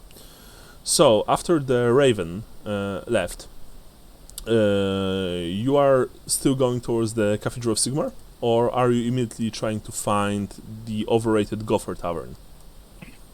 I still want to go to the. I feel like I need to go to the Grand Temple of Cathedral. Sigmar Okay. and repent. Okay, so you follow Johannes as you move closer and closer to the Holy Temple of Sigmar. We're not going to miss the meeting with Corbinian, though, are we? Like, time-wise? Depends how long Johannes will spend there. You are right now very close to the place, but you also know that this is you've all been there. This is like a city within a city. It's huge. It's always overcrowded. Just masses of people visiting it every day, and you really don't know what Johannes wants to do there. He didn't told you that yet. Remember that. So, I'll stop at the overrated gopher then. So you want to find the tavern, yes? Yeah, and I'll just wait there if it's nearby. You know what I mean? Marla speaks. I'll go with you, Gustav. Okay. Lambert? I think as a show of good faith, I'm going to go with Johannes. All right. So we shall all meet at the overrated Gopher Tavern, and I have no idea, says Marla, who was insane enough to name a place like that. With that, Gustav and Marla, you split up. Johannes and Lambert, you go towards the Grand Cathedral. Gustav, roll me gossip test.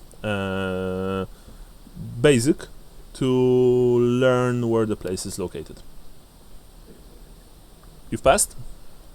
Not sure. Let me check real quick. I think you should. I think you have quite high charm. Let me see.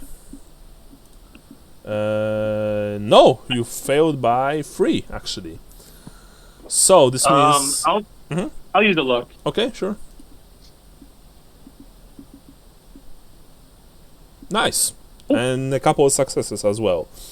So you started asking, people around this place, and the thing is that when you started doing this, you were pretty close to the cathedral itself.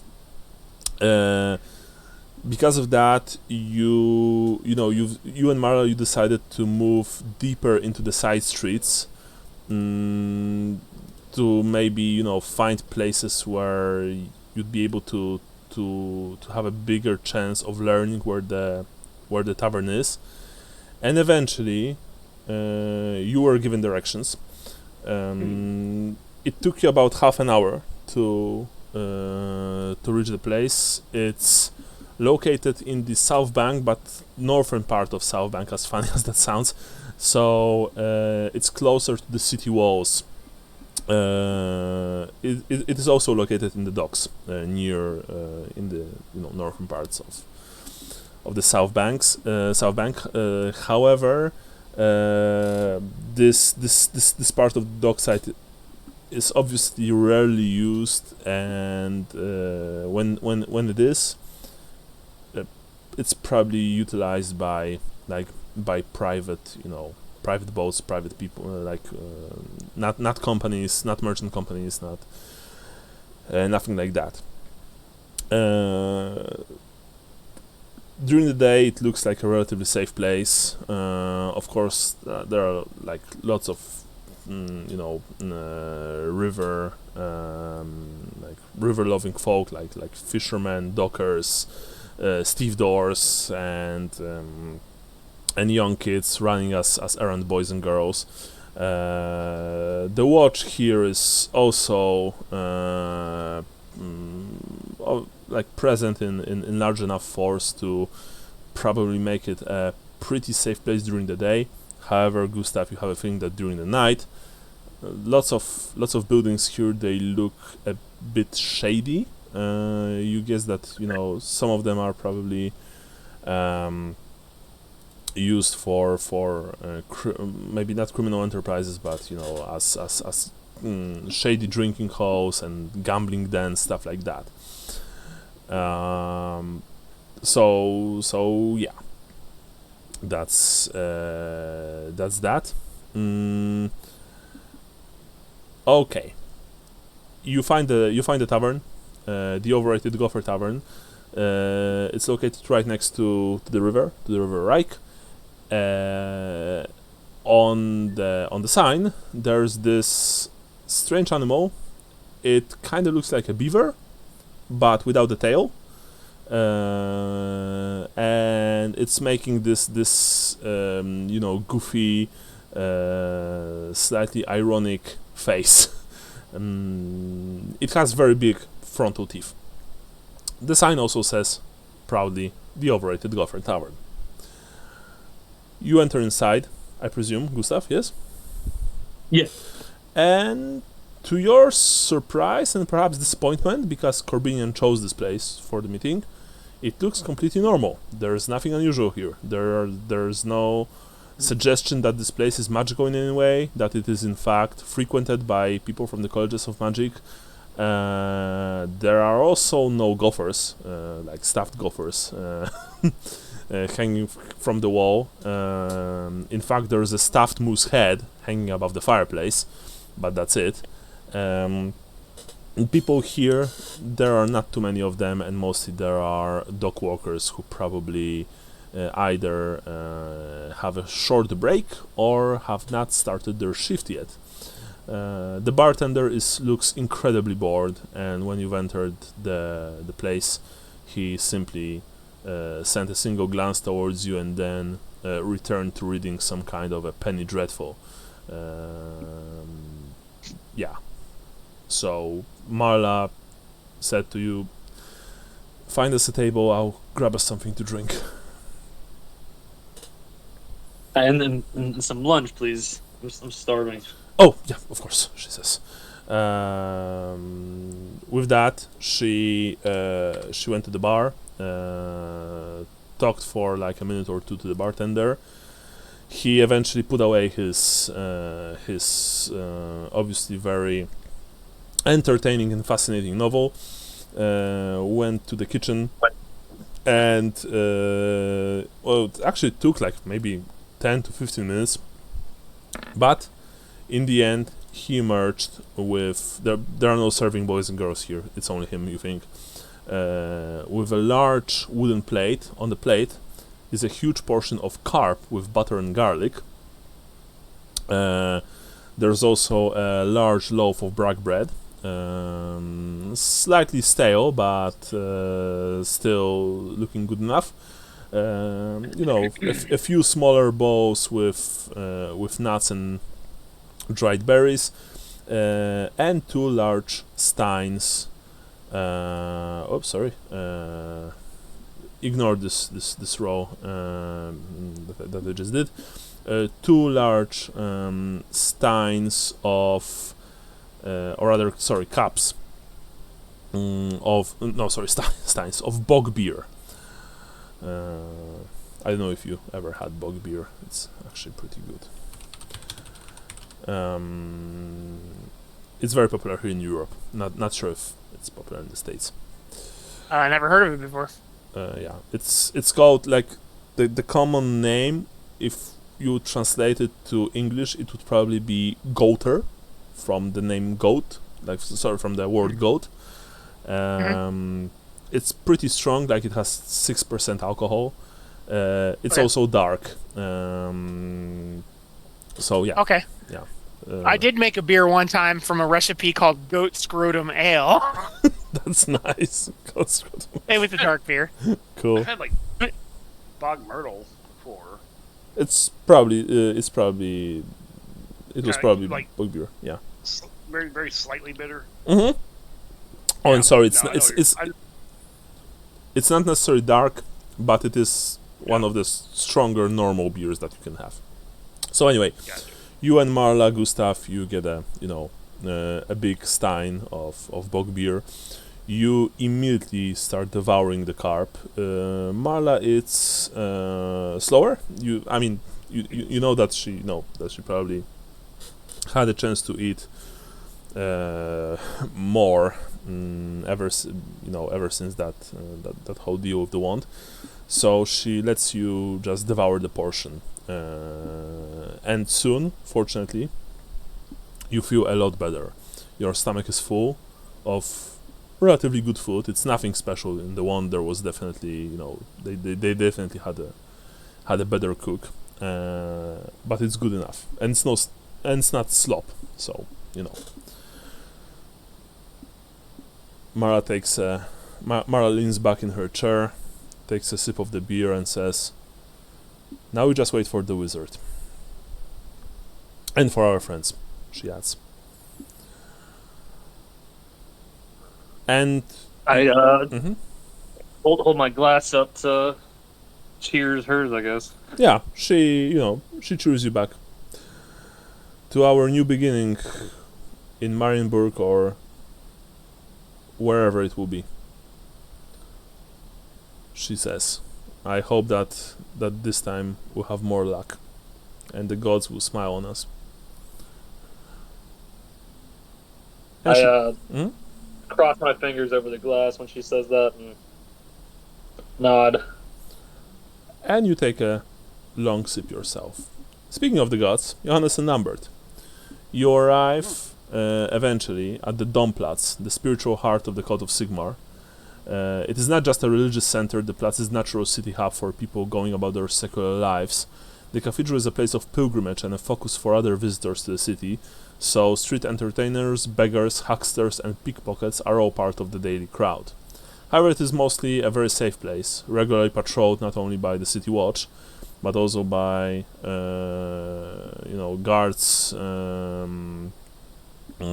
serving the Temple of Sigmar, various holy nightly orders, warrior priests, and sometimes in the crowd you can even spot, maybe not now, but it is possible to spot the very characteristic tall hat of a Templar of Sigmar, one of the witch hunters.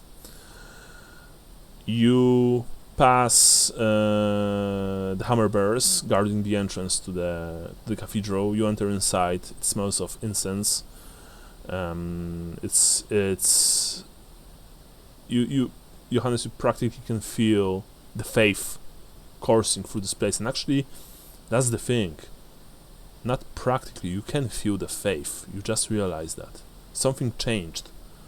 You are sure that your being is in rhythm with this place.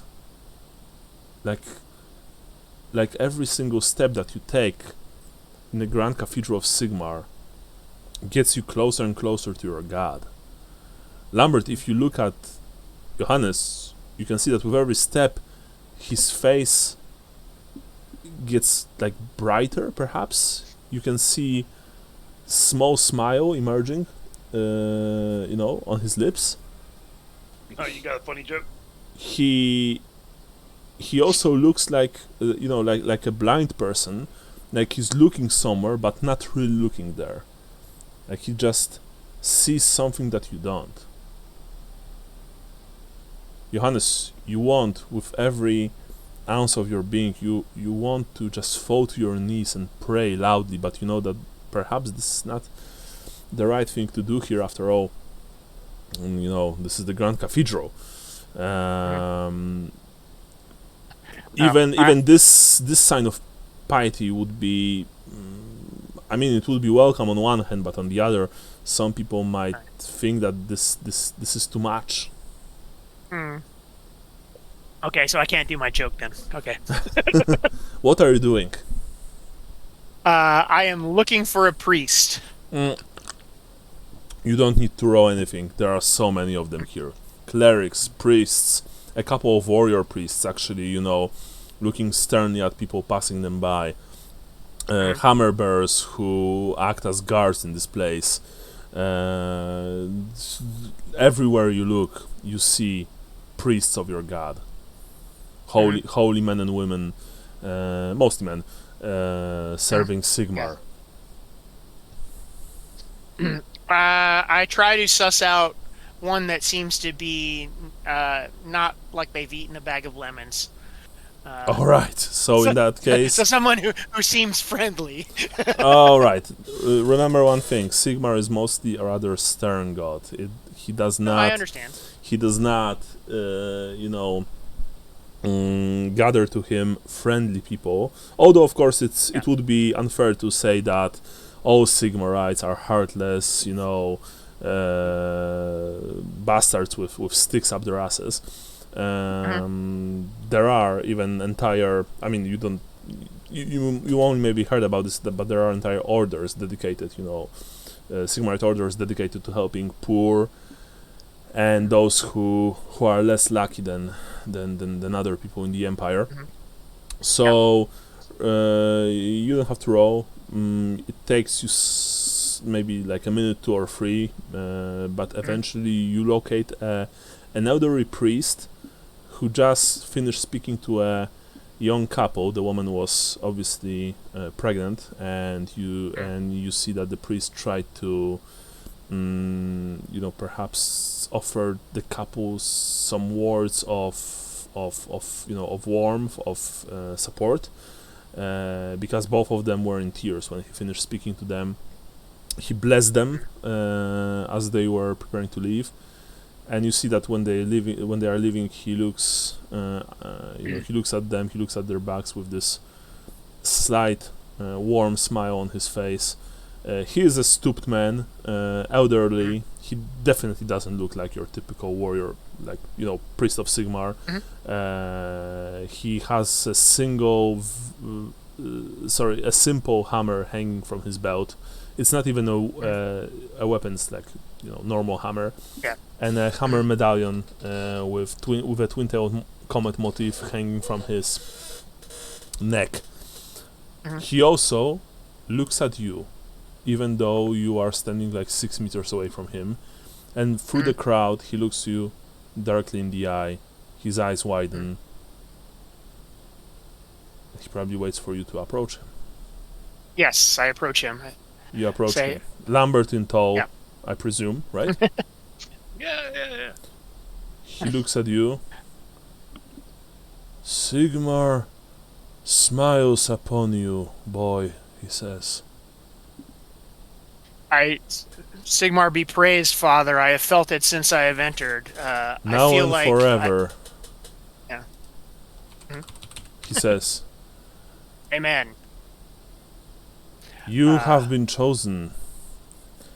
And he opens the book. You can see that on his other hip. It was hidden from your view, but he said on his other hip he has a small book chained to his belt. Of course, you recognize Deus Sigmar, the main book of the Sigmarite cult. It's like a Bible. He opens the book in a very dramatic way, almost practically snapping it open, and he says, and he starts reading, I am Sigmar, I am golden, I am God. Hearken for my name, for it will echo redoubled through the ages. It will strike down my enemies wherever they may hide. It will be heard when the need is greatest. And he puts his hand on your shoulder, he looks you in the eye. Johannes Knappen, you have been chosen by the god. He licks his lips in a rather creepy way. I mean, not for you, but when you look at this Lambert, it's slightly unsettling. Because you can see that this priest, it looks like he has a revelation, by the way. so he doesn't look exactly normal. I can see your fate, young man. You will bring the word of our God beyond the ocean, beyond the island of the elves, to the green hell that awaits in the west, he says. You will bring the light of the twin-tailed comet, the shadow of the hammer, to that benighted place, and you will spread the glory of the Heldenhammer to the darkest corners of the earth. Praise be, Sigmar, who defeated the enemies of man, who secured our glorious empire for his descendants. For are we not all Sigmar's heirs? He says, as he grabs your hand in his, the book falling on the chain along his right leg. Praise be. I fall to my knees and tears start streaming down my face. Thank you, Father.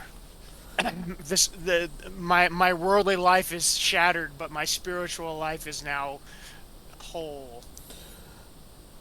Rise from your knees, young man. You have been chosen. It is I who should kneel before you. I now see it clearly. Interestingly enough, Lambert, you see that what is happening, no one is really like doing no one around is even like taking notice of this.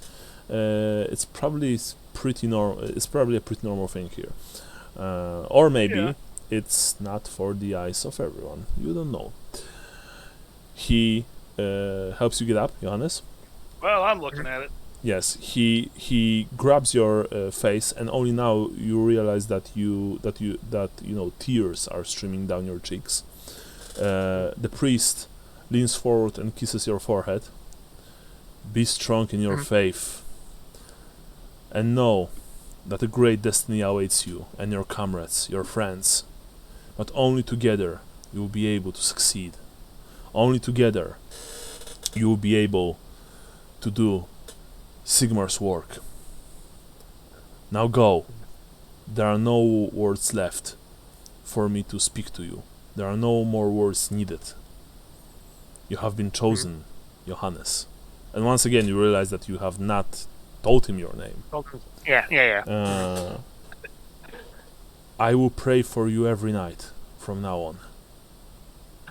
I can die peacefully now, knowing that I've met a living saint.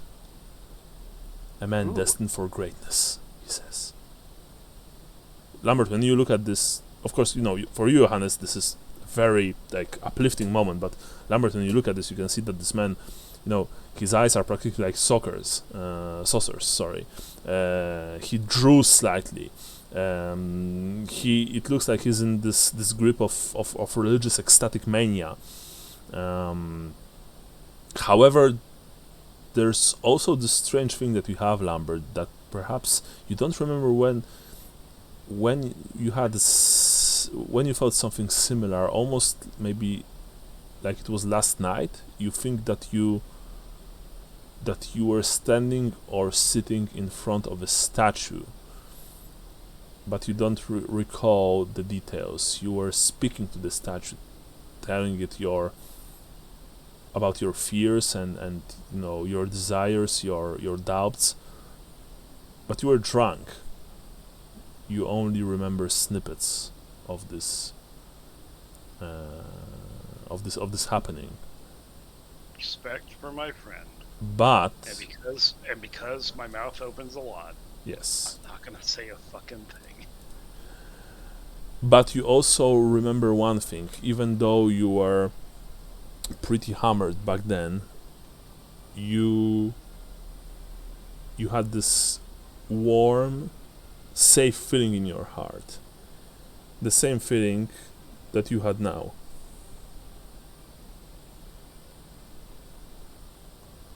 Yes. Anyway, Johannes. The priest suddenly he drops your hand, like he lets go of your hands. He drops dead. Yeah, he drops exactly. He can. He said that he can die happy. That he can die happily now. No. He lets go of your hands and he says, "Go forth into the world, and may Sigmar watch over you." And with that, he takes a few steps back and disappears into the crowd of people, of faithful, leaving you and Lambert alone. And you know that something changed, Johannes. That you are not the same man that you were before you've entered the Grand Cathedral. What are you doing?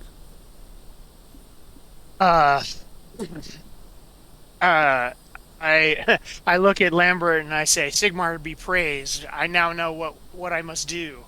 Let's go find the others." That's great, bud. Let's go.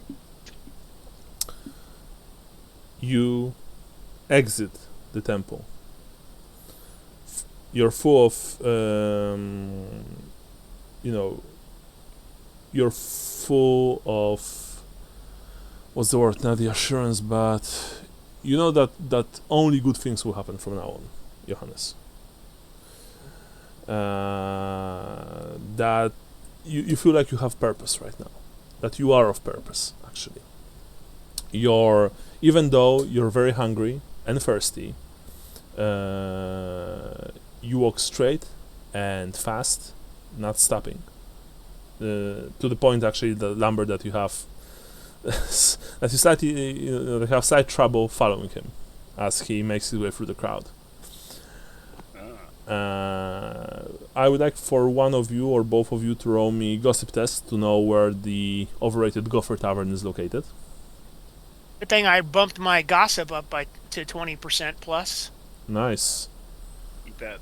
Nice. Sorry. Sigmar is with him. Johannes, you stopped. Sigmar likes this place. Yeah, you stopped a random man and asked him, "Good sir, where is the overrated Gopher Tavern?"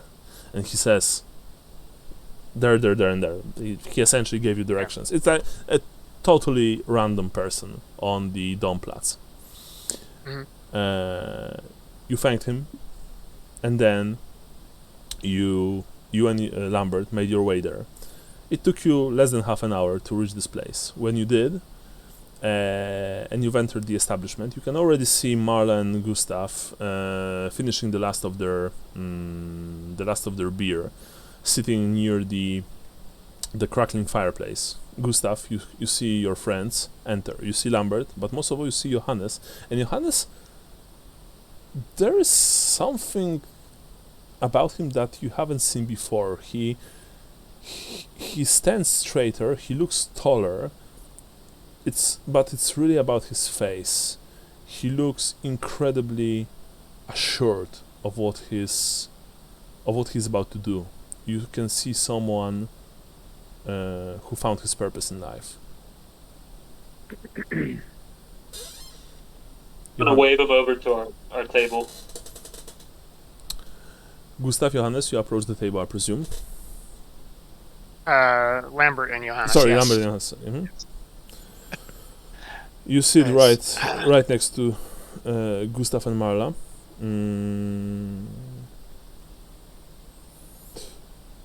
So I say, our trip to the temple was fruitful, my friends. I have been given a revelation. There's this revelation. Yes, I must go to the green lands beyond the sea and bring the word of Sigmar. I look at Marla and Lambert suspiciously. Marla doesn't say anything. I just roll my eyes. Marla doesn't say anything, but she looks at you, Johannes, and she says, "Well, I can see that something did indeed change, Johannes. Lambert, and you, Johannes, do you want something to eat?" Yes, please. Sigmar has entered inside me. Oh, gee. Get this man a napkin. Marla, how long have we known each other that you know? And I now eat You know the answer to that for, question. for two. Yes. I'll go take care of it. Sure. I mean, of course.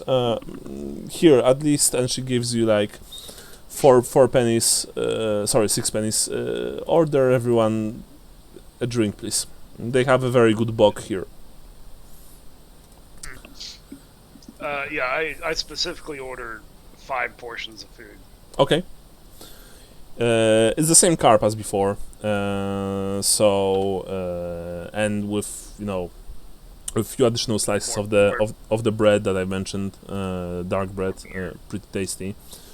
You dig into it, Lambert and Johannes, and you eat and eat and eat until there is nothing left. The beer tastes excellent. All of you, Gustav, Johannes, Lambert, for the first time in days, you feel better. You feel like the world is slowly starting to make sense again. And just as you finish the last few bites of the fish and drink the last few mouthfuls of bitter beer, the door opens and inside walks Magister Corbinian Shrek, dressed exactly as you remembered him before. So he only has like a simple robe covering his lower side, even though it's rather cold outside. He has this long green cloak with the Triskel symbol. His body, his legs and bare chest and hands are tattooed with strange leaf-like symbols. He carries a staff of two intertwined pieces of wood, and on his shoulders there sits the raven that you've met earlier. He looks around the place, nods towards the bartender, who, interestingly enough, just nods back and smiles.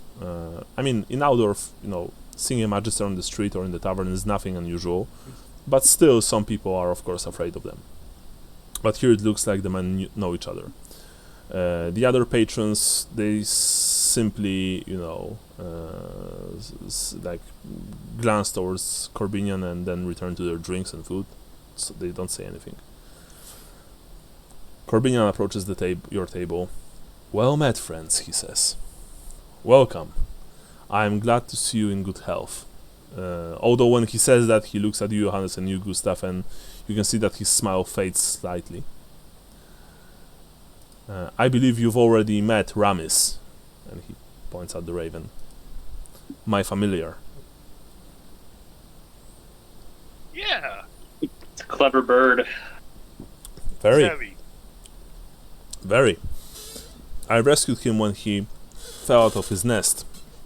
Eventually got him permission to perform the ritual to turn him into my familiar. Ever since that day, we are inseparable. He sits at the table. You can see that he looks towards the bartender and just does the symbol of the hand of ordering 4 drinks.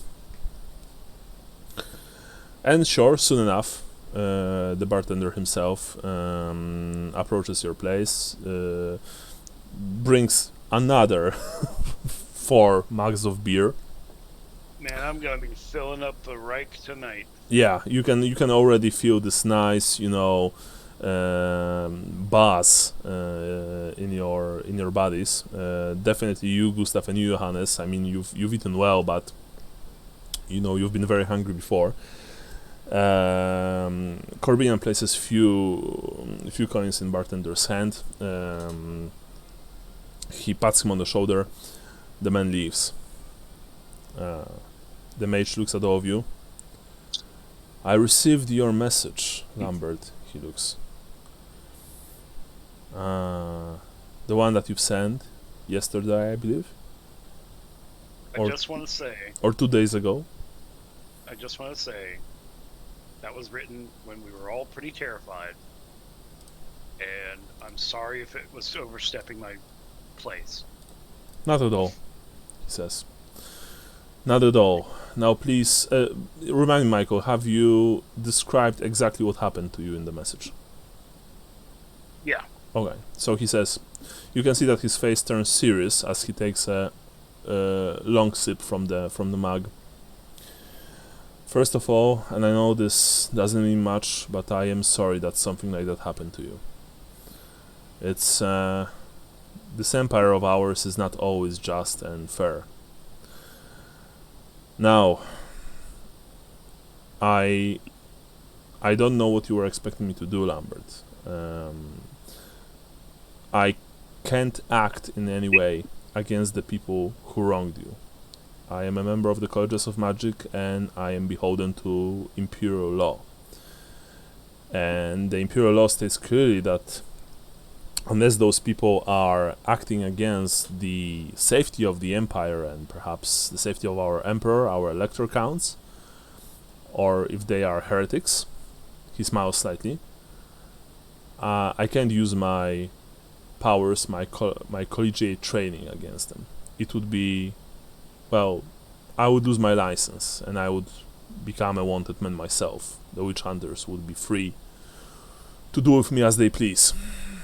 And trust me, many of them love nothing more than to hunt those of us who slipped. He takes another sip. But all of you did this city, actually, our nation, a great service. He actually says that in a quiet tone. Yeah. We all know what happened those few months ago. We all know how close Aldorf was to become maybe not destroyed, but the bloodbath would be unimaginable. I can't even think about it. And it was because of you that this evil was stopped before it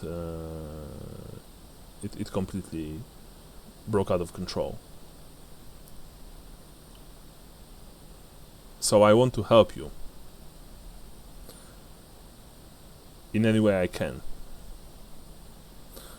Tell me what you need, and I will try to help. I don't have much myself, he says. I am a magister, not a nobleman. And as Jade magisters, we don't need much. Nature provides, after all. But I have some coin left. I can share it with you.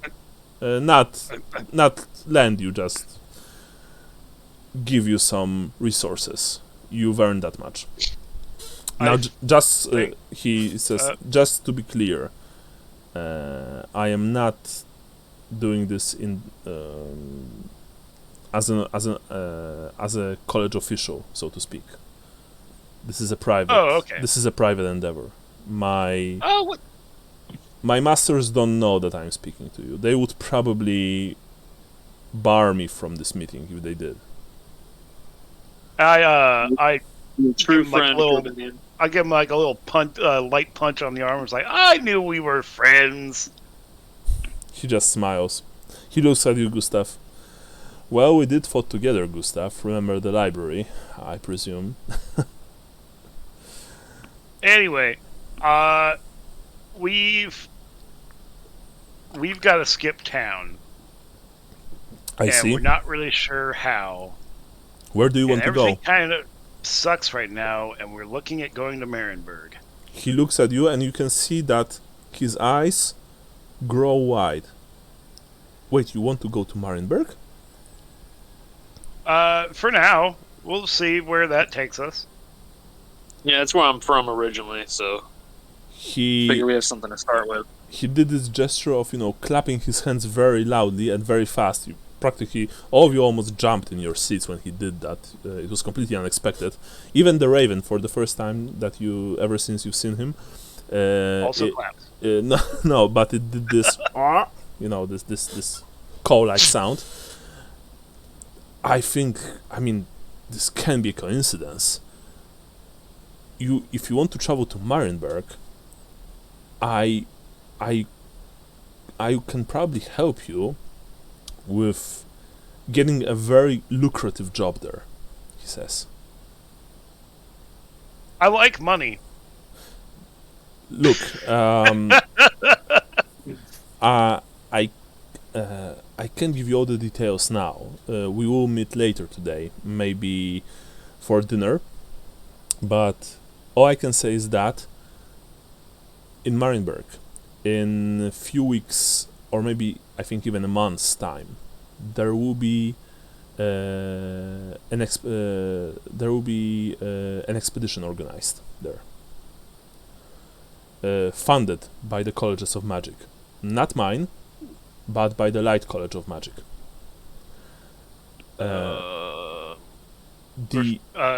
I'm a studied man, but what are they? I know there's the Bernie ones. They the are metal ones. They specialize in well, they manipulate the light wind of magic, Hish. They mostly specialize in combating the incursions of beings from beyond the veil and the unquiet dead, but they also deal with things like healing and helping people with mental disorders, he says. Okay, that sounds nice. They are slightly withdrawn because of the nature of the wind that they manipulate.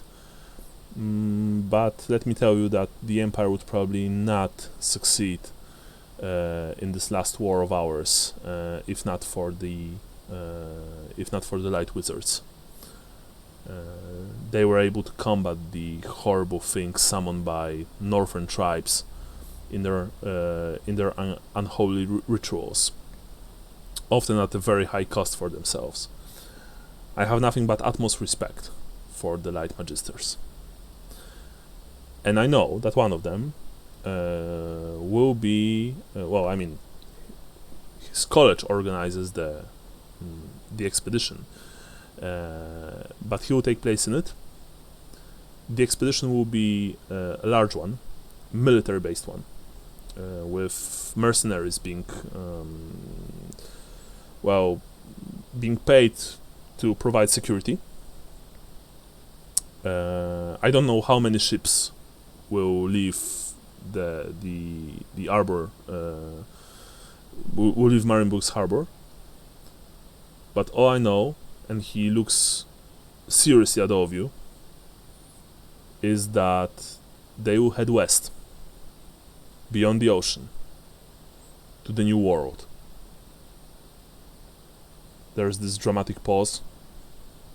It's all just gone straight over Lambert's head, and he's just like, what's there? Is that like Bretonia? No, he says. This place lies even beyond the island of Ulfuan. The home. Again, is just going straight over his head. Home of the High Elves. That's west of Marienburg. It's much more west than Marienburg, Gustav. Ultuan I'm telling Lambert so he has a frame of reference. Because that I would know. That's west of Marienburg. Yeah, Way west, I have a general idea of like what Marienburg is. There's no map I can really look at, so I'm just like, True. so like, it's like a week, 2 weeks away. Well, no. You see, it's past Albion, it's past Ulfuan, the birthplace of Teclis, the one who created the Colleges of Magic. I really like this image of Corbinian like going through all this diatribe, explaining where this is on the Grand Atlas, and Lambert is just counting on his fingers. It's far to the west. The place, informally known in the old world as, well, he smiles slightly, as the New World, ever since it was discovered by Marco Colombo many centuries ago. It has an official name. I thought it was discovered by Norskins first. Shh. We don't do Norseman propaganda here. I heard a conspiracy that it was actually discovered by the Nehakarans. Well, anyway, he says, this place has an official name. A name that invokes both dread and wonder in people who know about it. A name that offers those who are brave enough untold riches, but also a name that is a byword for death. This place is called Lastria. Or, he says, again smiling mischievously, as the Green Hell by some. When he says that, Johannes, you remember the temple, you remember the priest, you remember what he said. So I am not going to sugarcoat it to you, friends, because you deserve to know the entire truth. I can write a letter of recommendation for you that you will present to the recruiting officer in Marienburg. I will give you the details, if you wish so, later today. With this letter, you will surely be hired by the expedition. Of course, I don't know in what role, and I don't know the terms of employment. But you will be hired. You will travel west. You will help with the Light College's quest to do whatever they want to do there. I have no idea. It's Colleges of Magic. We each guard our secrets. And I won't even be able to tell you today what the ultimate goal of Light Magisters is there.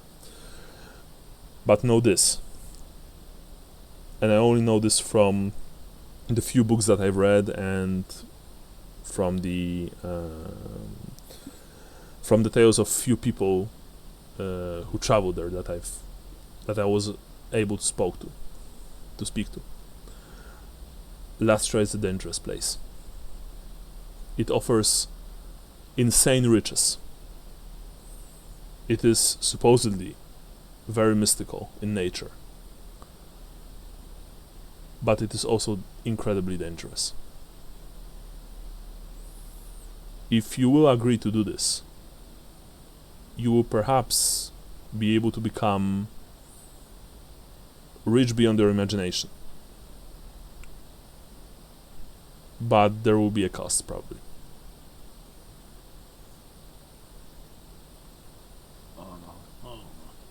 And I'm down. And the trip there, it won't be a few weeks. I mean, you will need to cross the entire ocean to go there. Not only that, but is it like a one-shot trip? Are we going to have any stop-offs? I don't know. He says that you need to learn from the people who organize it in Marienburg. As I said, I've only heard about the basics, and given your service to the Empire, to Aldorf, I want to help. I will pay for your trip to Marienburg by the boat. I can give you the letter of recommendation, but that's it. I won't be able to do anything more. I don't even know the name of the magister that the Light College, or magisters that the Light College sends there. But I know that they will be present, at least one of them, which is a good thing because, as I've said before, a wizard of the Light College means safety, he says. So I would like for you to think for some time now about what I've just said. I will take a small walk in the neighborhood to gather my thoughts. I will be back shortly, and then you will give me the answer. And with okay. with that, he stands up. I'll be back soon. He and Ramis, still sitting on his shoulder, leave the overrated Gopher Tavern, leaving all of you at the table, steins in hand, thinking about what just happened. Marla looks at all of you, but she doesn't say anything yet. I think it is a sign from Sigmar. We are destined to travel across the sea.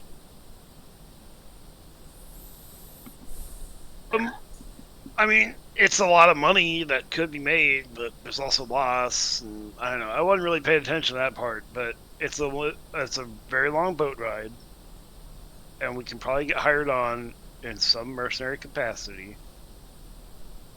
I don't know. I could probably get on as a ship's cook. We're not going to turn away a halfling that can cook. We've got a letter of recommendation, so at least we can get over there on that. We don't have to do necessarily anything. We just got to go, from what I understand. Johannes can pray or whatever, and I don't know, Gustav can do shit. Marla looks at you. I remember Gustav. the sailors back home. They used to talk about fantastic. how temperamental Manan is. So Well, I don't know anything calm about him down. other than. I mean, we need to make the correct offerings before we make any kind of voyage like that. Well, Marla says, don't you think that those people on the ship, they won't have a priest of Manander? I bet that they will, right? Right? Like there won't be just the wizard there. Yeah, but and Lambert, the way these sailors are, I mean, it's like the military. There's no disagreeing with them. They'll just throw you overboard. And we can't, like, we're part of a unit then. You know what I mean? What do you? Yeah, like I get that, but what do You you like say? to debate things with your superiors, I would say. He I said, have a problem with authority. That doesn't mean I'm gonna fucking look for a quick death. That's what- that's I what- want you to understand that. I don't see the hangman like with the noose ready and just whip my cock out. hopefully not, says Marla. You know, I once was with the guy. He was a sailor. Not from Marienburg, he was from Nordland. I mean, I was with him that. He was a client, a regular. He told me when he wasn't stinking drunk that apparently there's this superstition among sailors not to allow a woman on the ship because it brings bad luck. I just hope that I mean, I don't care about this at all, but I just hope that they won't turn me down when I arrive there with you, right? She says. I For put the my sake hand of that, over her hair, like at her shoulder length, just to see what it would look like short. She says, "Oh no, don't you even dare think about it. You know how you know."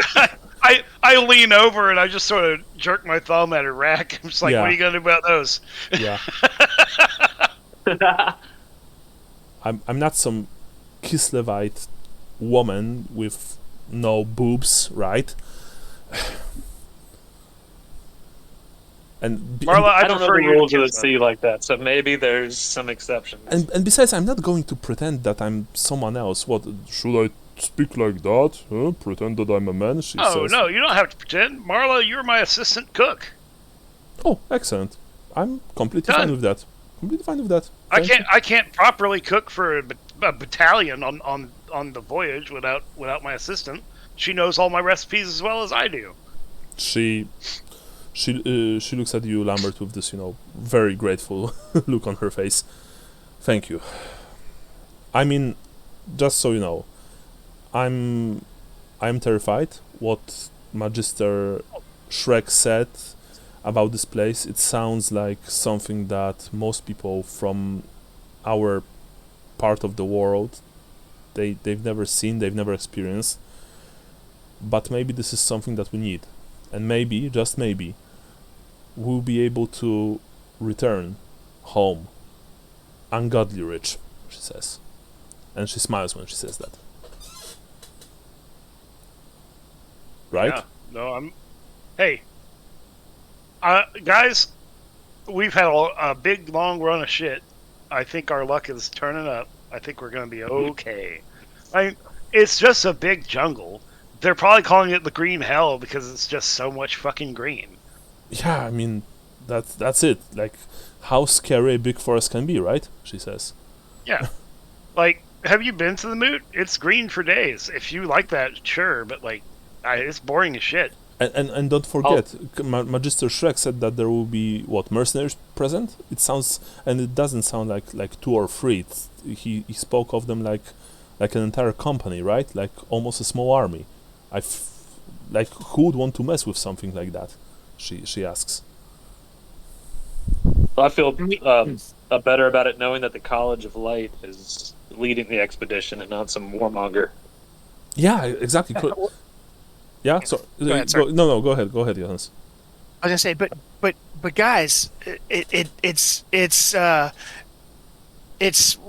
going with the blessing of Sigmar. We don't even need anything else. It's all been foretold. Yeah. Maybe for you, but we're not all going with the it's blessing for all of of us. Sigmar. Remember, the priest said that through our spiritual faith and sticking together as a team, we can make it through, and nothing can harm us. Are you gonna do that? He didn't Are say you that gonna nothing stick can harm us together? part, but I just added it in. Yeah. Mara looks at That you. sounds legit. Mara looks at you, Lambert, and she raises one eyebrow. She's not saying anything. Look, Johannes, she says, I'm sure that Sigmar will look over us, and I mean, I wouldn't be surprised if there will be a priest of Sigmar aboard. Not just, I also assume, a priest of Manan. But this whole thing, if it is organized by the colleges of magic, I think that this will probably be a relatively safe trip. I don't know. I gotta bounce, y'all. Yeah. And so with that, I will listen to the episode to get the experience thing. No, we are finishing right now. And since you need okay. to bounce, let's make it quick. 120 points for everyone. Because I also want to end right now. As you because as you are saying this, Corbinian returns, and he asks you the question, and I presume that you all say yes. Yeah, Yeah. because it's all in German. Yeah. So 120 points for everyone, and I will later on the RP server enter the details of you traveling to Marienburg, so that next time we'll be able to start immediately there. Okay. Sounds good. Cool. So, Michael, since you need to go, is 6th of July okay? 1 sec. The 6th. Oh shit, that's the wrong thing. July, so 4. Yeah, that should be alright. Okay. Brian, Sean? I think so. I've got to celebrate America on the 4th, but after that, yeah, we're good. Sure. That's my birthday. So Nice. Happy should be. birthday. Okay, so let us know, Brian, and then we'll... I'm not gonna let anyone boss me around on this. Yeah. I'm at woman. But if it's okay, then let's say for now... Yeah, something changes, I'll take it. What? Sorry? If something changes, I'll say. Okay, so for now we are playing on the 6th. I'll see you on the RP server. Remember, 120 points for everyone. Take care and bye bye. All right, later, dude. Good game. Later. Thanks. Bye.